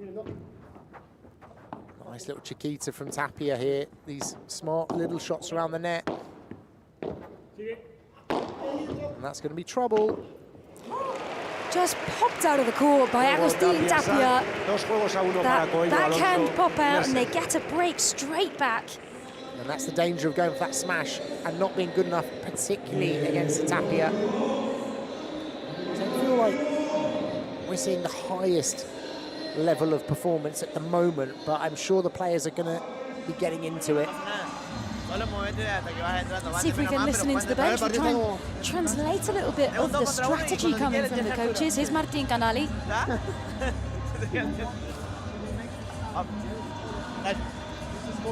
Ahí, Sotónico, ahí o no.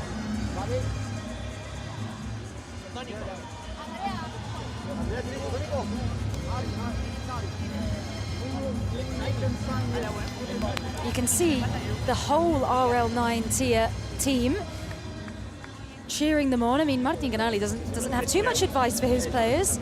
Let's see if Gustavo Prato has anything for his team. Tiempo.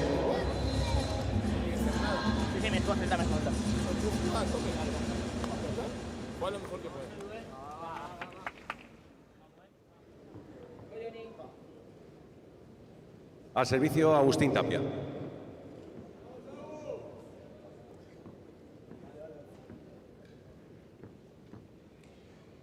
So here's Agustin Tapia from Catamarca. Good attacking volleys down the line from Tapia.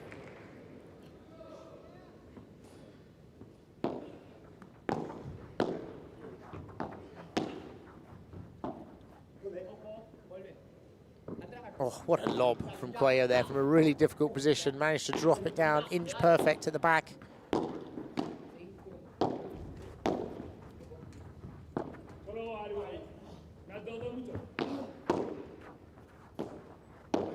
Great volleys from John Sands up at the net. And he tries to go for that little drop shot. He was in a great position to do that. Edu Alonso was pressed against that back glass. You can see how far back Alonso was.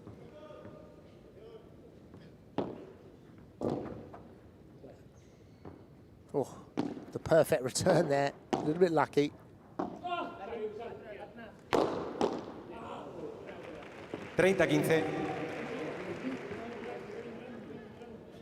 It's quite interesting watching Cuello be so relaxed on court.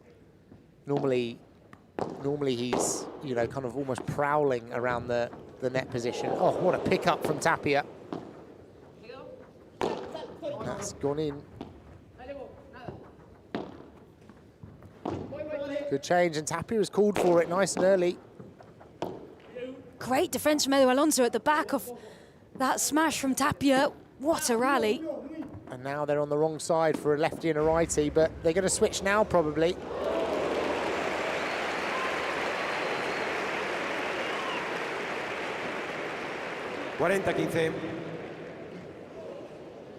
You're right, though. We haven't quite seen Cuello as aggressive as he has in the tournament so far. I wonder whether he's just a bit too relaxed, enjoying it. He's playing against his partner.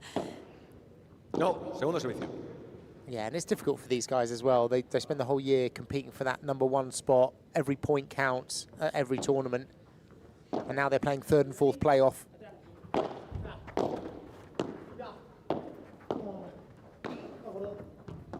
Great volley from Alonso, and there, again, good volley down the middle. Tapia's closed up.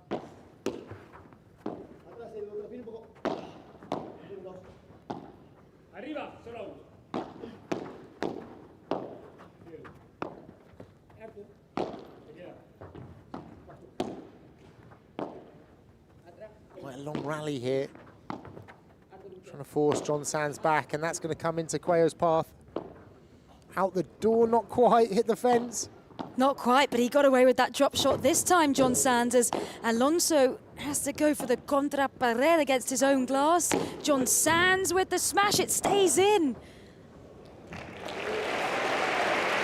Great get from Edo Alonso, and it's into the glass from Tapia. 40-30. What a show.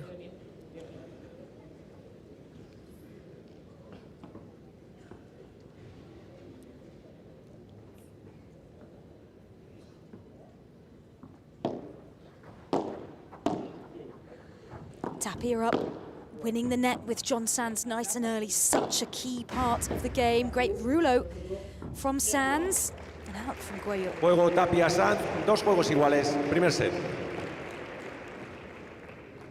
2 games all, they're gradually getting a bit more into it.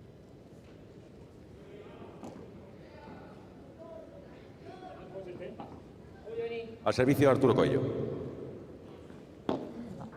No, segundo servicio.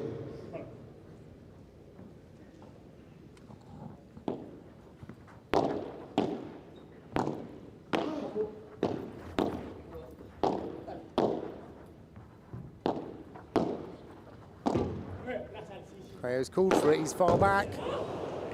That was going to be, always going to be a difficult smash for him. 0-15.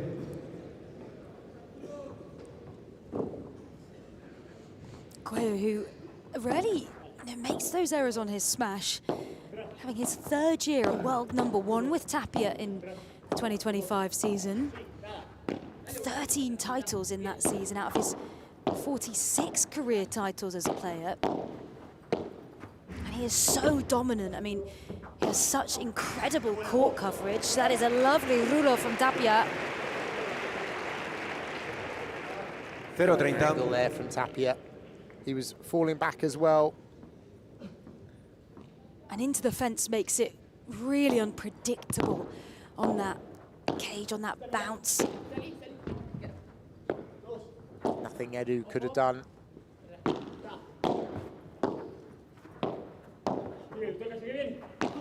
And good block up there from Tapia, forcing Edu back. 0-40.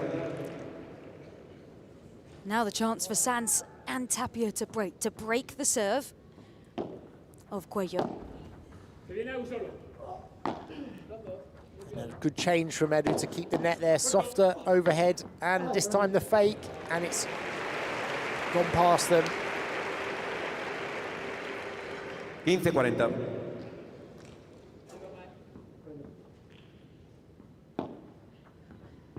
Lovely bit of deception on that from Edo Alonso.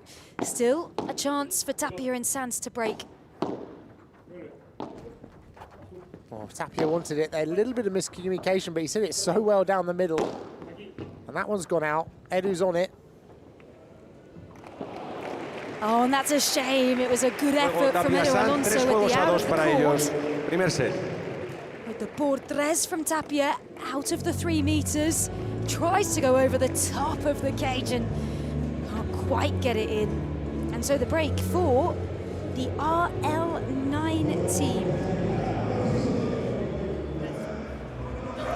And there was a beautiful out of the court from Agustin Tapia.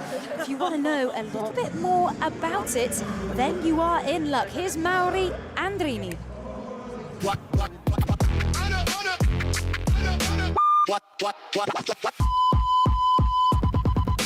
What the paddle?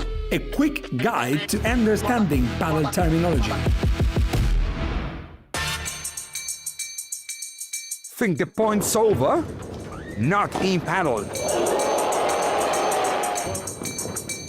When a por tres flies out, the rally is still alive.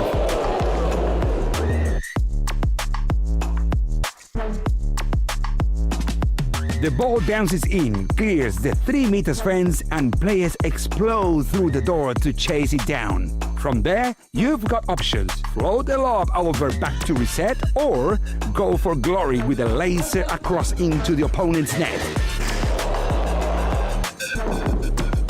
High risk, high rewards, absolute Padel Madness.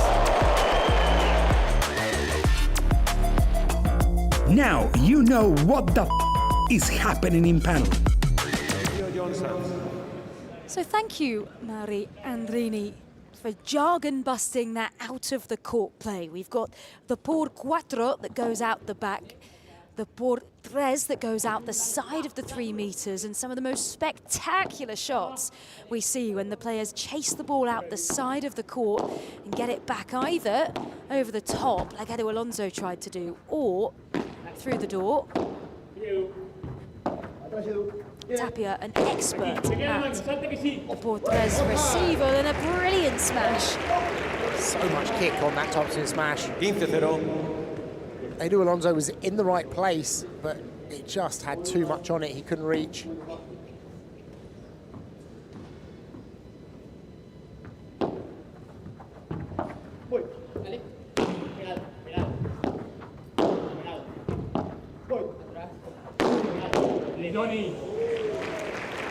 Good attacking from John Sands there. 30-0. Not playing his normal game where he would come up and block a bit more.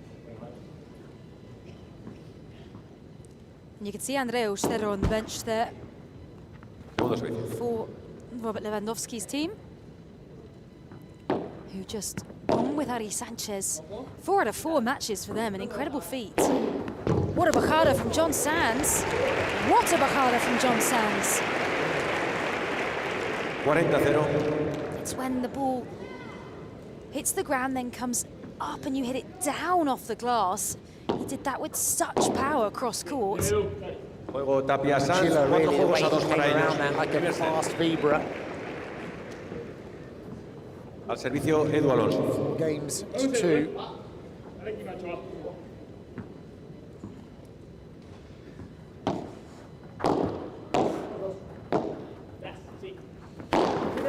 Tapia is not going to reach that. That has enough rebound on. That was a great smash from Cuello. 15-0.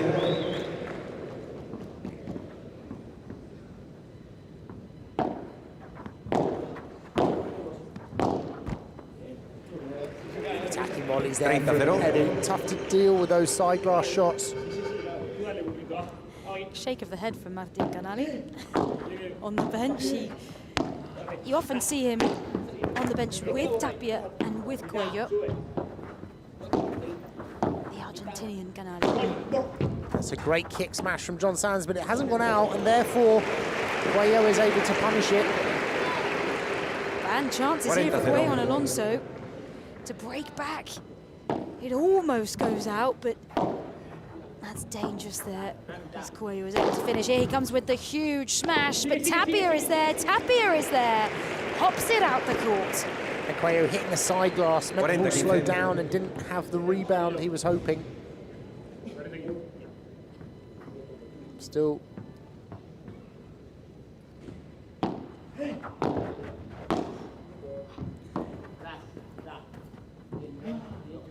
Out from John Sands, so it's Cuello and Alonso who get the Alonso, break. 4 juegos a 3 para Tapia Sanz. Primer set. And they continue Cambio putting de the bolas. pressure on the RL9 team. More praise here from Gustavo Prato on the bench. Let's see if we can listen in and try and translate a bit of their conversation for you. Usa el globo, a abusar le va a traer todas porque con la nueva. Claro, usa el globo al medio. Claro, sí. Vos un poquito más atrás. Dale, apenita. Ahí. Una fuerte. Dale, estate atento.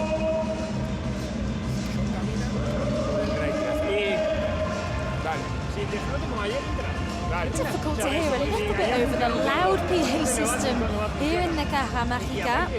Here's Edu Alonso's return direction, more going towards John Sands, which would make sense. With the world #1 on his cross court, he probably wants to keep him out of action.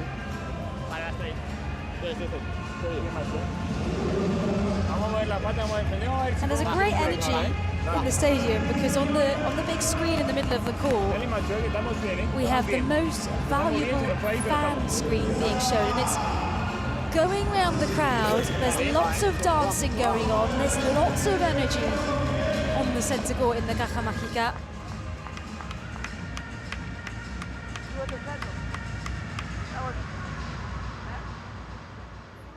Al servicio, Agustín Tapia. And Agustín Tapia Con bolas nuevas. will serve with new balls.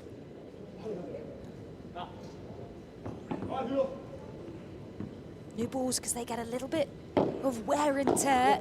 These new balls will be a little bit faster as well. And that was an example of a fast Vibra down the line from John Sands. Tapia will go for this. And they both just miss it. 15-0. Cuello and John Sands. They'd only need a touch. It's already going back to that side. A little touch would have done. Primer servicio.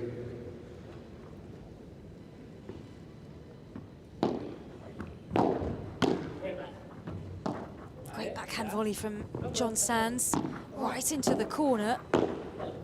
Lovely play from John Sands there. Tapia wants that one, and it's not hit well enough.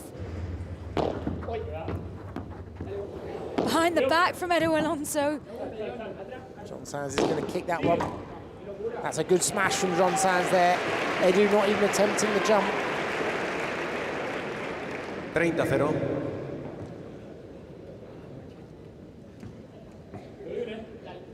Behind the back from Edu. Chiquita and Cuello moving forward. Unforced error from Tapia there. 30-15.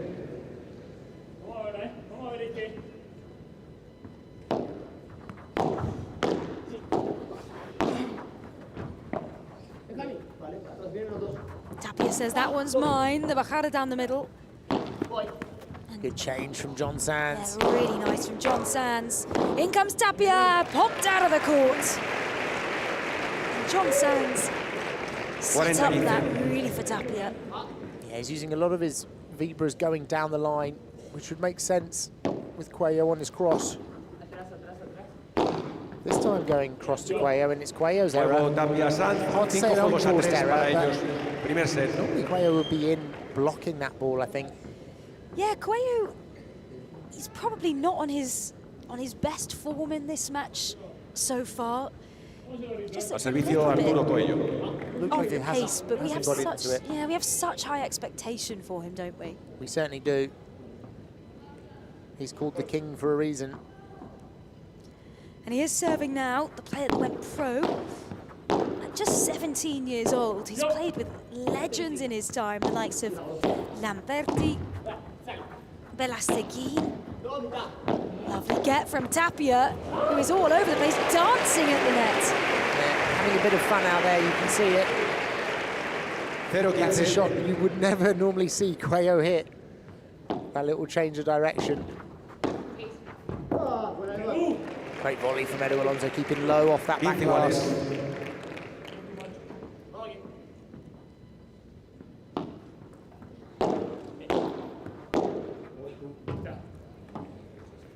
Great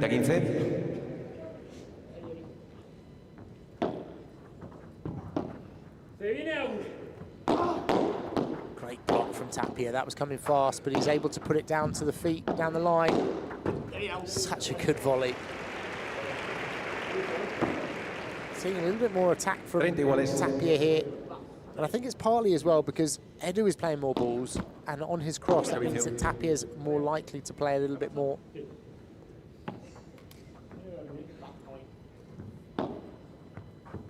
Here's Cuello again, the lefty. Now coming up to the, here's the battle for the net. Lovely by John Sands, switching up that angle. Setting up 2 set points for Team RL9.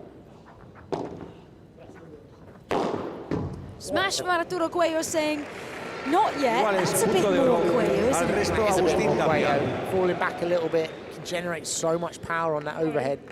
And a golden point and a set point. Tapia will receive. Whoever wins this wins the game.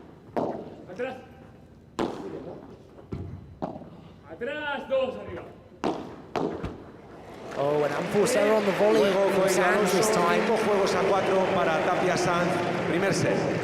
that is why golden points can be so exciting and also can change games.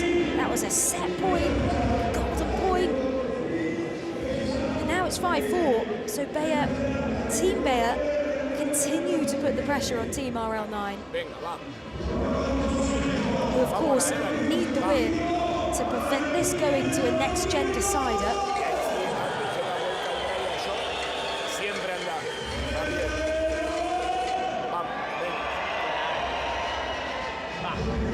Gustavo Prato just saying, let's go, come on. Not really offering any advice, more kind of preoccupied by what's happening in the arena because it is loud. We have our MC going round trying to get the crowd to scream as loud as they can.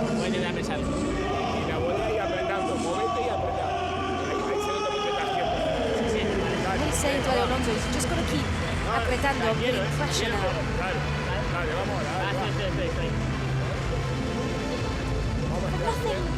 Nothing that technical, nothing that strategic on the bench from Gustavo Prato at all, which we've seen varying degrees of this throughout the tournament. Some coaches coming in with their notebook and giving reams of information. Gustavo Prato taking a very different approach. Yeah, he's probably another person used to the big matches and the big stage and the points that count.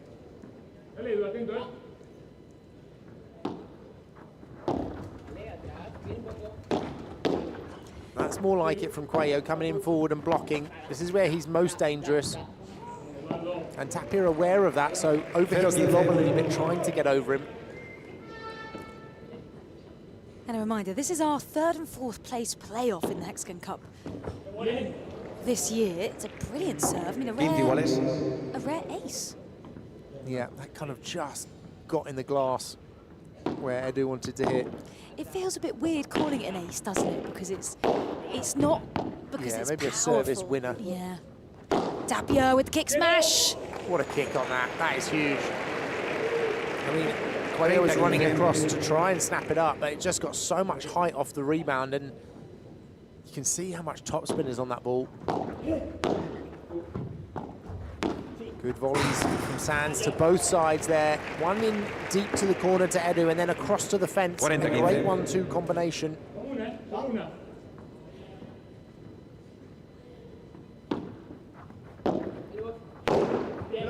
And then Changletazo, which is the fast slap volley, just catching Edu Alonso on the foot on the way through. All smiles here, though. They're having a good time out there. They certainly are having a good time here in the Caja Mágica, the 3rd edition of the Hexagon Cup. This was a new venue this year. There's all smiles on the bench for Tapia and Sanz as they take that first set, 6-4.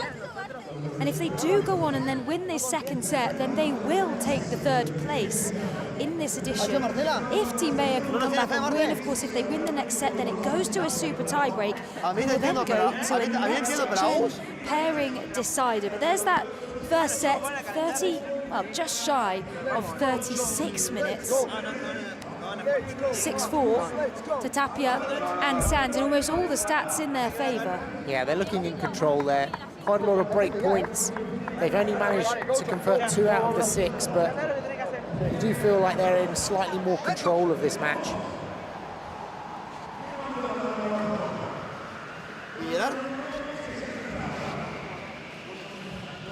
And the next gen pairings for RL9, if it goes to that, would be Diego Garcia and Nani Santigosa.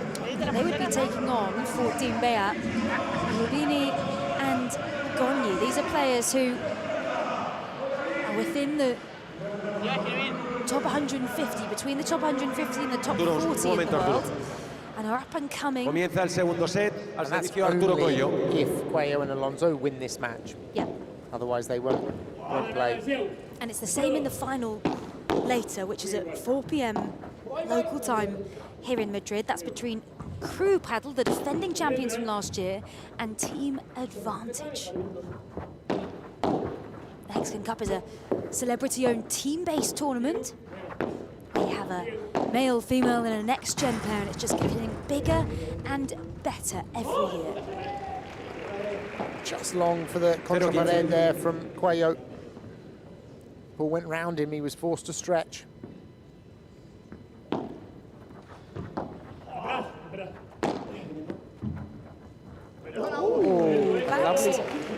Lovely rouleau that actually went short and was just soft enough to die on that back glass. Better than intended, I think, there for Edu. Yeah, you could tell. He looked a little bit surprised by himself. Yeah, that's the challenge. That's his challenge, to go up and try and play fast to Cuello.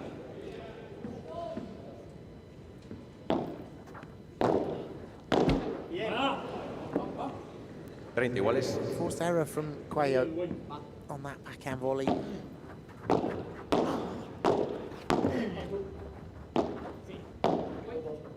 Cuello and Alonso have won this net now. Can they keep it? And forced error from Alonso. Great point stands Tapia. It's interesting, the serve, or the rule around the serve is changing in the 2026 season, right, Sandy? It's changed, yeah. It has changed to be even more controlled in terms of where you can play the ball. Yeah, you've got to contact that ball behind the line. So you always have to have your feet in there, and you've got to bounce it behind the line, but now you've also got to contact that ball behind as well. With a goal point, first game of the second set.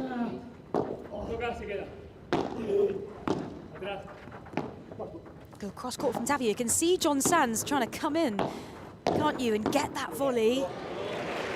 Good work from Agüero. Good stretch down to the feet of John Sands. And you can almost feel a little bit for John Sands. He's really, really trying to come in, but then just getting a little bit caught.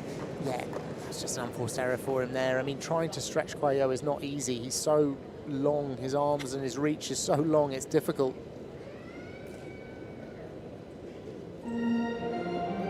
Good crowd in the Caja Mágica.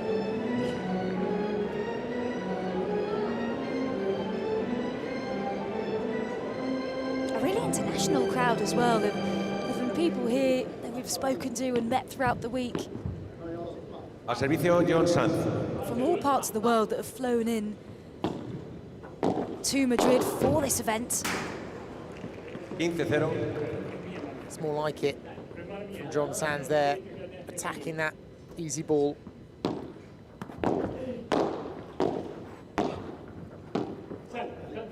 Tapia's going to want that one.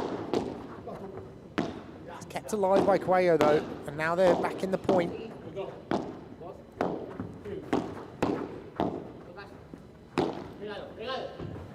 Gone soft down the middle, which is a good play against Cuello because he likes to play in that middle ground. He's turned around behind his back and he's managed to hit the perfect lob.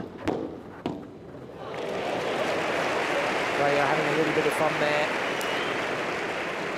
15 iguales. You see him right on top of the net. He takes up a lot of court space. Segundo servicio.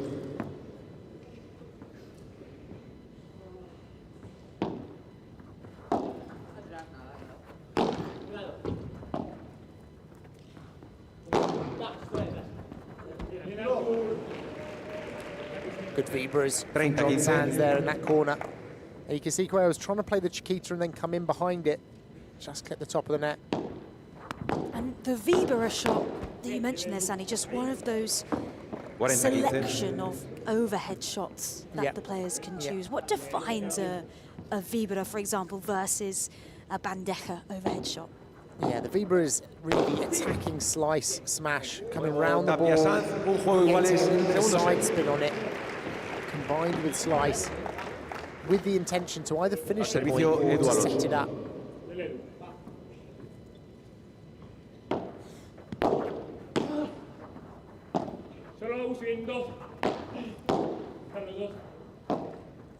One game all in the second set. That's a Vibra down the line, and John Sands is going to hit this one. 0-15.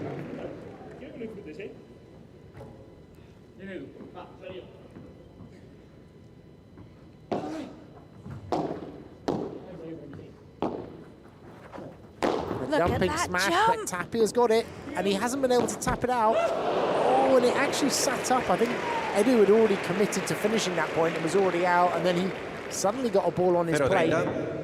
It's quite difficult that to then re-engage. Yeah, Tapia gets a little bit lucky there, doesn't he? You're expecting that backhand pop out. The first jump from Cuello was extremely impressive. He can get so high. John Sands with the good volleys again at the net. Tapia forced back, now the lob.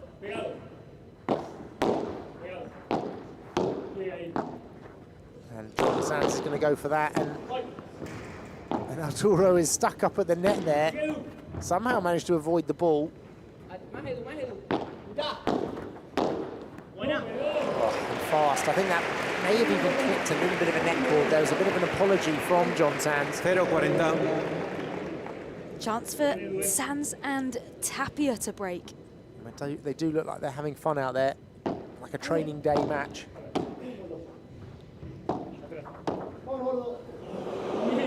Juego Tapia Sands, 2-1 para ellos. Tapia Sands taking the segundo lead set. in this second set.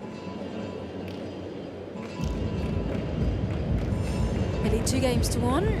Sergio Alonso looks like he's heading off for a comfort break, perhaps. And if you're enjoying the Hexagon Cup, we hope you are. And there is more to come this year.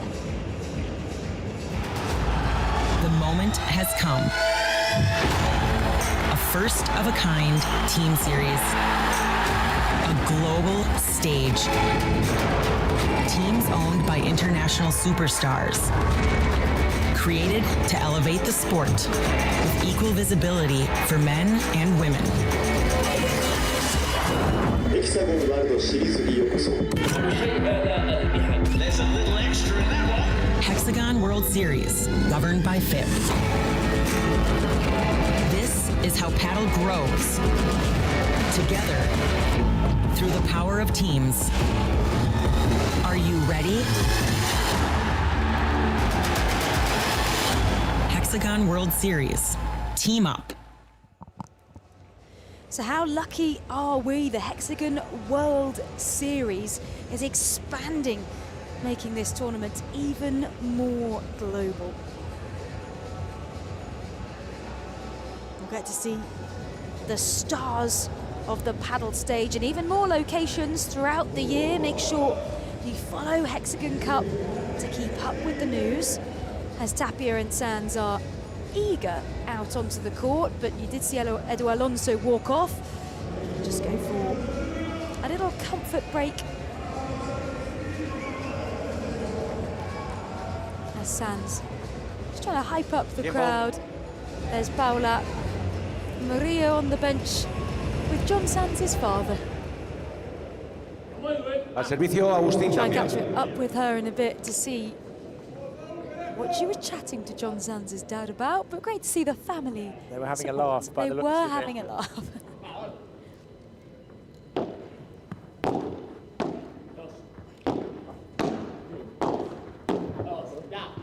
Tapia and Sands won the net, now forced back. The lob from Cuello. Here's Tapia with the smash. Can it come all the way over? Yes, it can. I mean, that went so high. That was a great lever there from John Sands to force an easy, Bajada to force the easier ball. And then just a little bit of kick. 15 iguales.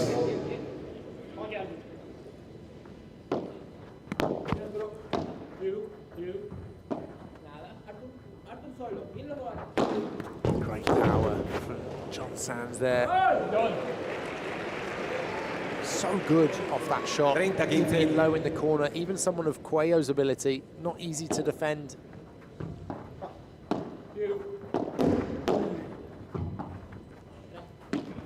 Oh, he's mishit that Rulo, and it's going to allow Cuello to come in now and have his go.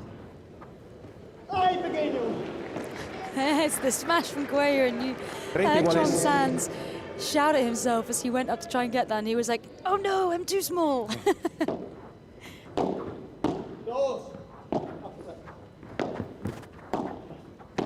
Yeah, and Cuello kind of came forward to take advantage, but the ball that Tapia received was too easy, and he was able to put it past him.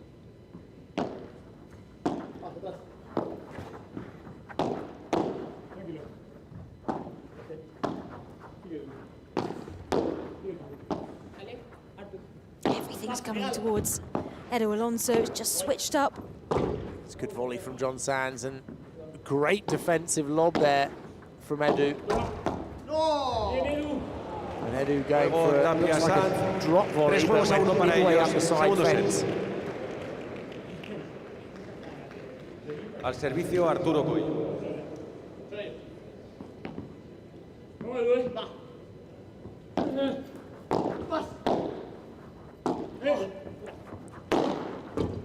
Powerful Vibra from Cuello, and he's going to have a go at that. It hits the net cord somehow, and John Sands is everywhere.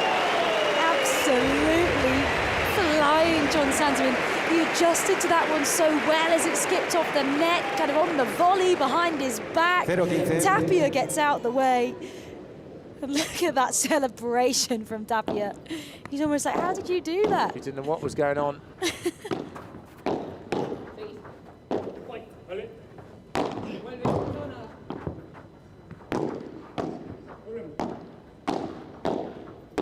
And now Cuello in that left corner, which is probably not somewhere he's used to being. Edu Alonso obviously very used to being on that right-hand side. That's where we usually see him play. And spent most of the 2025 season with Jairo Bautista. Is actually going to play with Juan Tello in 2026. When Cuello wants it, he's gone for the fake. Oh, communication breakdown right at the last minute. Either of them could have had it. Highlighting the importance of communication. And do you think that that communication is especially heightened when, as is the case in both these teams, you have a lefty and a righty on both sides, because you're both going to try and go for those balls down the middle? Well, I think partly that, and also partly just not used to playing with a partner. You'd never see that with Tapia Cuello, because one of them would just be on it so much earlier and they'd expect the other one to get it. Wild from John Sands there. 30 iguales. What is nice to see with John Sands, though, is we've seen him a couple of times on the benches throughout the tournament saying, oh, I'm not really in this, I'm not having a great time, I'm feeling a bit timid, a bit nervous. 30-40. None of that's really showing today, and it's really nice to have seen that kind of change in mentality and him able to get himself out of that hole. Yeah, he looks much more relaxed today. I mean, there's less pressure on him in this game anyway. But yeah, he does look like he's having a little bit more fun out there. And of course, looking forward to seeing John Sands as he finishes that point with the por cuatro. Tapia Sanz, 4 juegos a 1 para ellos. We're really looking forward to seeing him play in the 2026 season with a new partner, with Coqui Nieto. Not too new, they played together in 2024, but didn't come together in the 2025 season. So that will be exciting. And speaking of John Sands, I think, Paula, you've made some new friends.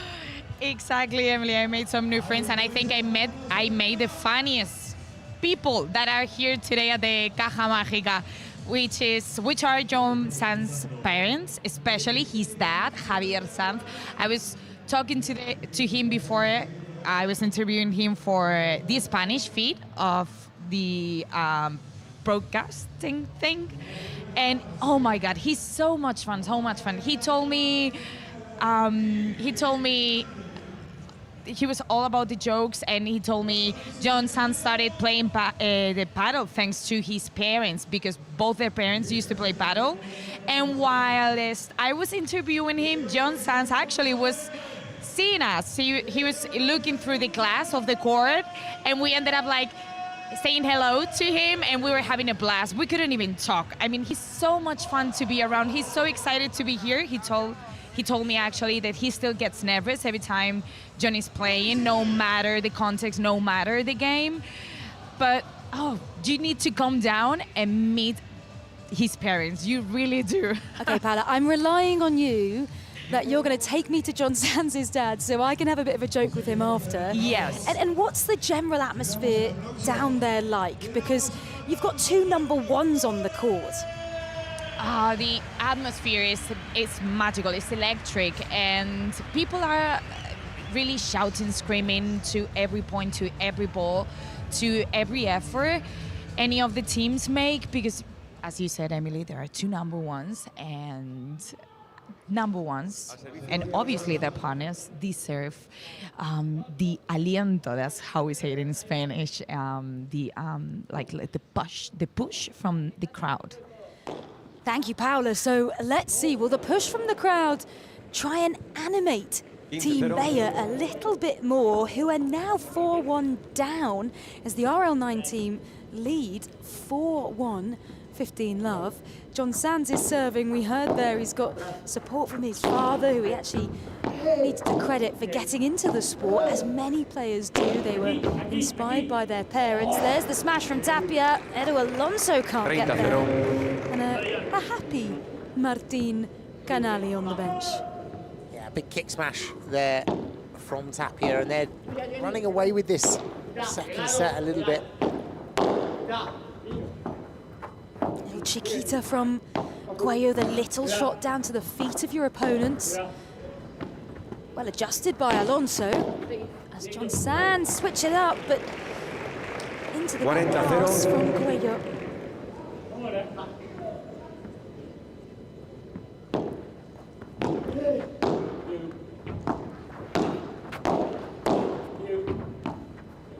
Through the legs from Alonso, putting on the show. Tapia's going to want that one, and that's going to kick up. And is Edu able to reach it? No, he's not. Tapia, Sanz, 5 juegos a 1 para ellos. Segundo set. Cambio de bolas, Edu. Routine. Cambio de bolas. Second set so far. 5-1, and new balls in play, so that it might be a little bit quicker, a little bit harder.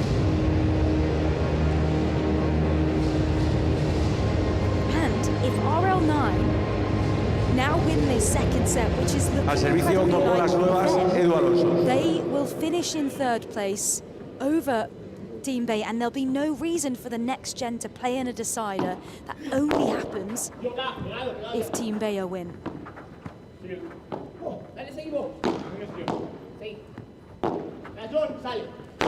Agüero wants that. That's a big smash. 15-0. Those new balls would have helped slightly, but still he would have been able to do that with the softer balls as well.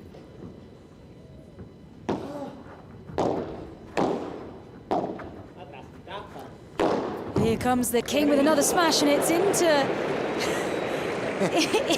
Tapia. Not the most comfortable place. Tapia tried to leave it, but that kick he would have felt that. Poor Tapia.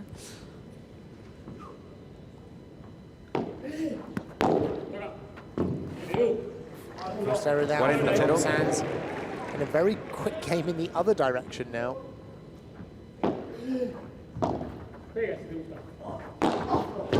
Edu Alonso going for the 3 meter, the kick smash, falling back. Well, why not have a crack?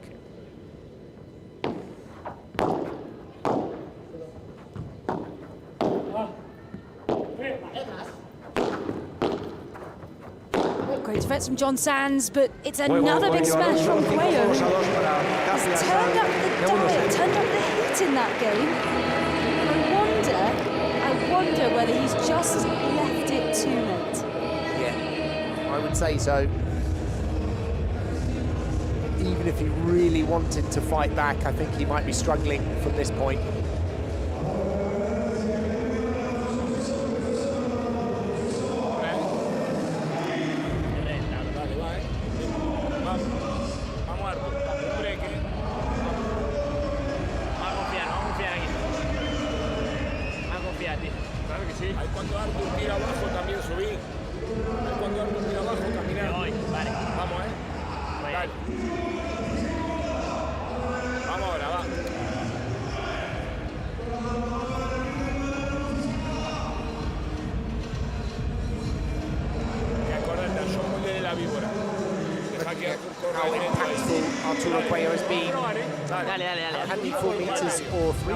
But we've had 5 bringing it back to his side.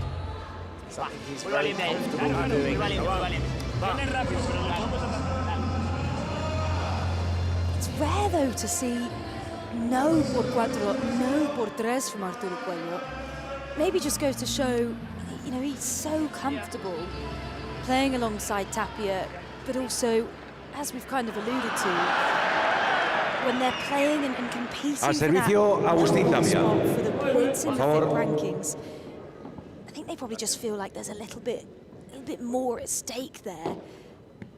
And they were so close, I mean, to losing that top spot almost this year in 2025, in that head-to-head between Fede Chingotto and Alejandro Galán. You almost felt like every tournament, every point mattered. And Yeah, here- I think that's the thing is, you know, the points are crucial. Every match does matter. It does count towards that #1 ranking. And I mean, for him not to have any like 4 meters or those shots, it almost shows that he's not been pushing up the court, which is usually something he does. It's a little bit more aggressive from Cuello.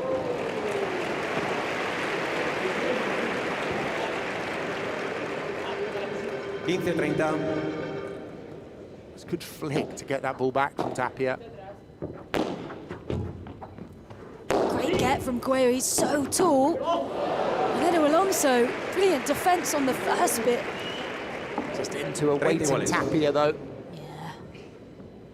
Not where you want to be putting the ball. 30-40. But Tapia with the error, break point. Chance for Cuello Alonso for Team Bella Puerto Rico. There's a little bit of a fight back. And he's gone for the Rulo John Sands this time instead of the 3 meters. And that's going to go 3 meters, but blocked by Edu. And forced into that corner by John Sands. Iguales, punto de oro. Tying themselves Al in resto, knots. Arturo Cuello. Golden point for match point. Going to Arturo Cuello. And if RL9 win this point, they have won the match. RL9 will be third. No reason to play the next gen. Off we go. Big smash from John Sands. Can it get all the way over? Cuello can't get there. So it is game, set and match on the golden points for Agustín Tapia and John Sands as the 2 world #1s, the partners, embrace each other with a hug at the net. And RL9, therefore, finish in 3rd place. Team Bella finish in 4th. And they say thank you to the Caja Mágica crowd.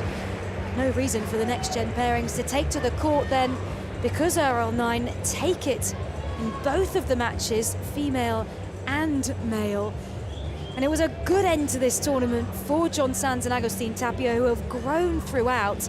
And you can't help but think that Arturo Cuello just didn't quite get into that. No, he didn't get into that, and that was an hour-long match.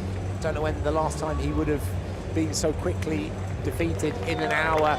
It was a great effort from John Sands and Tapia there. Big finish on the smash from John Sands. I feel like John Sands relaxed today. He had a good time, played better paddle, and they've all had a good time. And that's a good win for RL9, 3rd place in this overall event. It's much better than their last year performance. They came 7th with just 3 points in the whole tournament. And once again, it is heartbreak for Team Bella in the 3rd and 4th place playoff. Last year it was Advantage who came out on top. This year it is RL9. Here's the match point. It's a big smash from John Sands as well to clear Cuello. What a way to finish. Hands in the air from Agustín Tapia in the Caja Mágica. And Robert Lewandowski's RL9 paddle team clinch 3rd place. I mean, it's a nice story since they were so close to making that final and they just missed out. It's a good end for them. Yeah, that was a good end for them. And you know, at the start of the week, they looked a little shaky as a pair. I think they grew as a pair throughout the week. And John Sands' dad looking very happy with that performance. Very happy indeed. and a reminder of what's to come. So that concludes our 3rd and 4th place playoff. No reason for the next gen pairs to take to the court because of that win. 2 wins for Team RL9. But of course, there's even more at stake later on this afternoon, not before 4 p.m. local time. It will be our grand final of the Hexagon Cup 2026. It is Team Crew Paddle taking on Team Advantage. And in that Crew Paddle team, first up in the women, it will be Araujo Jensen taking on Brea and Calvo. But first, let's hear from the RL9 winners, Tapia and John Sands.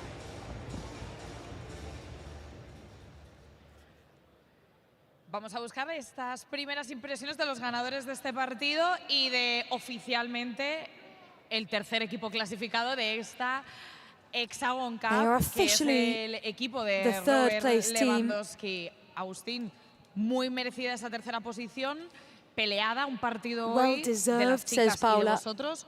Muy sólidos los dos equipos, no ha hecho falta que interviniera la Nesia. And very solid indeed, that performance. Primero, muy contento, pero a la misma vez un poco triste por no darle el partido de ayer al equipo, que hoy podríamos haber jugado la final. Fue un tiebreak que perdimos por detalles, pero bueno, no se dio. It was a shame. He said he's actually saying sorry here, yes, for the performance yesterday in the super tiebreak that lost them that place in the final, but much better today, happier today. It's been a pleasure to play alongside John Sands. Tercer año consecutivo que jugamos Hexagon, agradecer a todo el equipo. Well done to the whole RL9 team.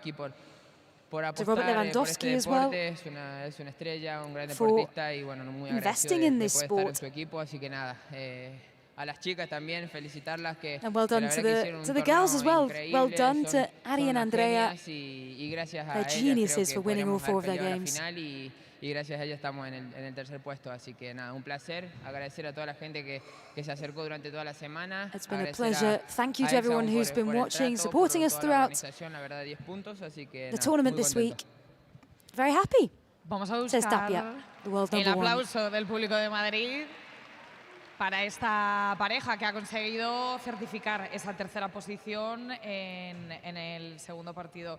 John, voy contigo, que ha sido elegido mejor jugador del partido. And John Sands, partidazo, the player of the match, MVP. Bueno, hola a todos. Lo primero de todo, agradecer a toda la gente por haber venido. First up, saying thank you to everyone who's here in Madrid at the Caja Mágica. Agradecer a Agus por esta semana, la verdad, como bien dice él. Saying thank you, saying well done to Tapia. Jugamos juntos, para mí es un auténtico placer. It's been a pleasure to play together. La verdad, he's the number 1. Para mí, lo vuelvo a decir, es un orgullo verme a su lado y agradecer al equipo por toda la semana. By the side of Agustín Tapia. La verdad que han sido el alma del equipo y también felicitar a los chicos de NGN que han peleado. Also saying well done y bueno, to Esteban Sánchez on their por performance. El partido de ayer, que lo tuvimos muy cerquita y sabíamos que era muy importante. Again, talking about that game yesterday that was so close to book their place in the final. Agradecer a Edu y a Arturo por la deportividad siempre que tienen. And saying well done to Edu and Arturo, their opposition today in Team Bella. Y nada, contentos de estar aquí y ojalá que venga el año que viene. Happy to be here, and let's see. Hopefully we'll be back next year, says John Sands. Estaba charlando ahí con tu padre, me contaba que se sigue poniendo nervioso. Bueno, me he echado las risas del torneo con él. No sé si tú también Paolo is saying, yes, she went and sat with John Sands' dad, that he's still nervous every time he sees him play. And so asking, are you nervous? Sí, me pongo nervioso. Y cuando me hace gestos de que estás dando las cosas mal, he's saying, yes, of course I get nervous, especially when my parents are watching. Todo es gracias a ellos, así que but saying, everything is que yo estoy dedicándome a lo que me gusta, gracias a ellos. Thank you to them.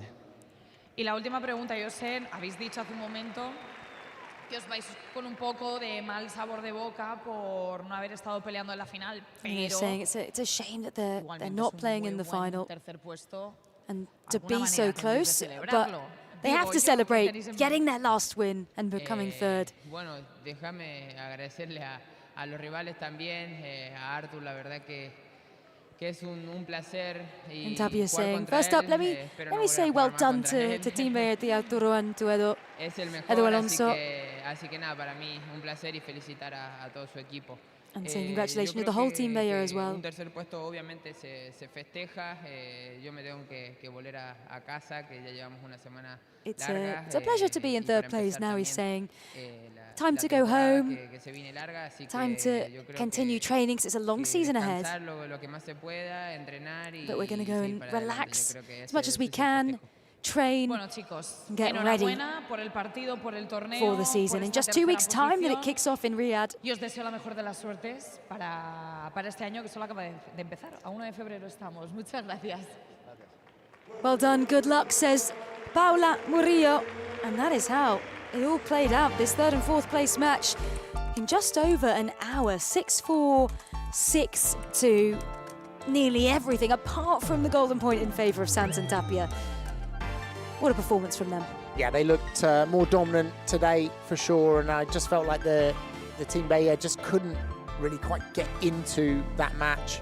A lot of pressure on Edo Alonso in that corner, and Arturo Cuello not on his finest day, but well done to RL9.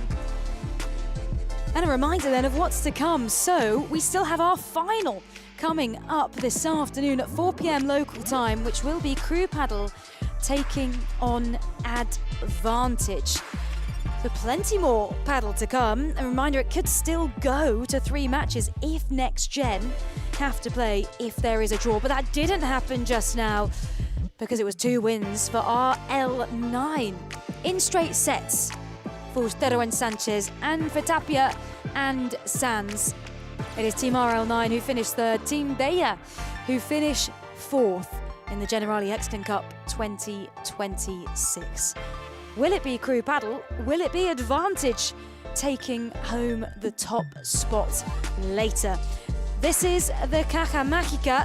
Thanks for joining us here this morning, but remember, there is more to come with the final.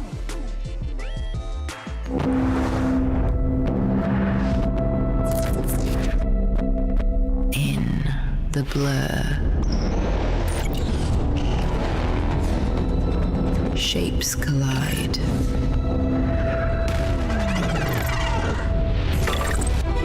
Light bends. We move as one.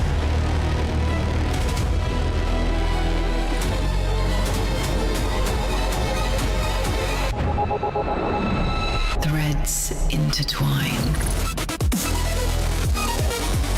rising, breaking, but still we remain as a team. Generali Hexagon Cup.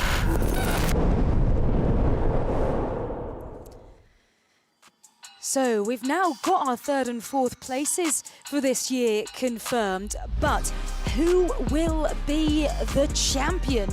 This is how the table laid out at the end of yesterday evening, where Advantage had already booked their place in the final. All of the work was down to crew paddle, the defending champions, who won, and they were put ahead of RL9. 11-11 were knocked out due to the wins of Team Bea, but 2 big wins, in fact 3 big wins for crew paddle yesterday in the men, women and the Next Gen. They got all their possible points to book that place in the final. Yeah, that was a huge day for crew. They were looking out of it and then suddenly back in with 2 big wins.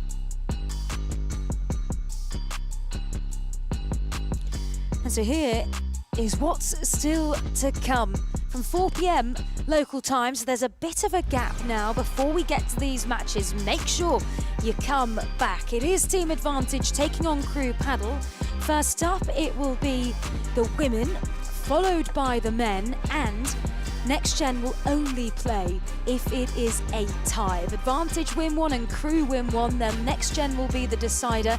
Likewise, if crew win the first one and Advantage win the second, then the Next Gen talent. These up-and-coming future stars of the paddle world will be the decider, just as it was last year when Crew Paddle took home the trophy. But for this year, from myself, Emily Kilner, and from Sandy Farquharson, it is goodbye.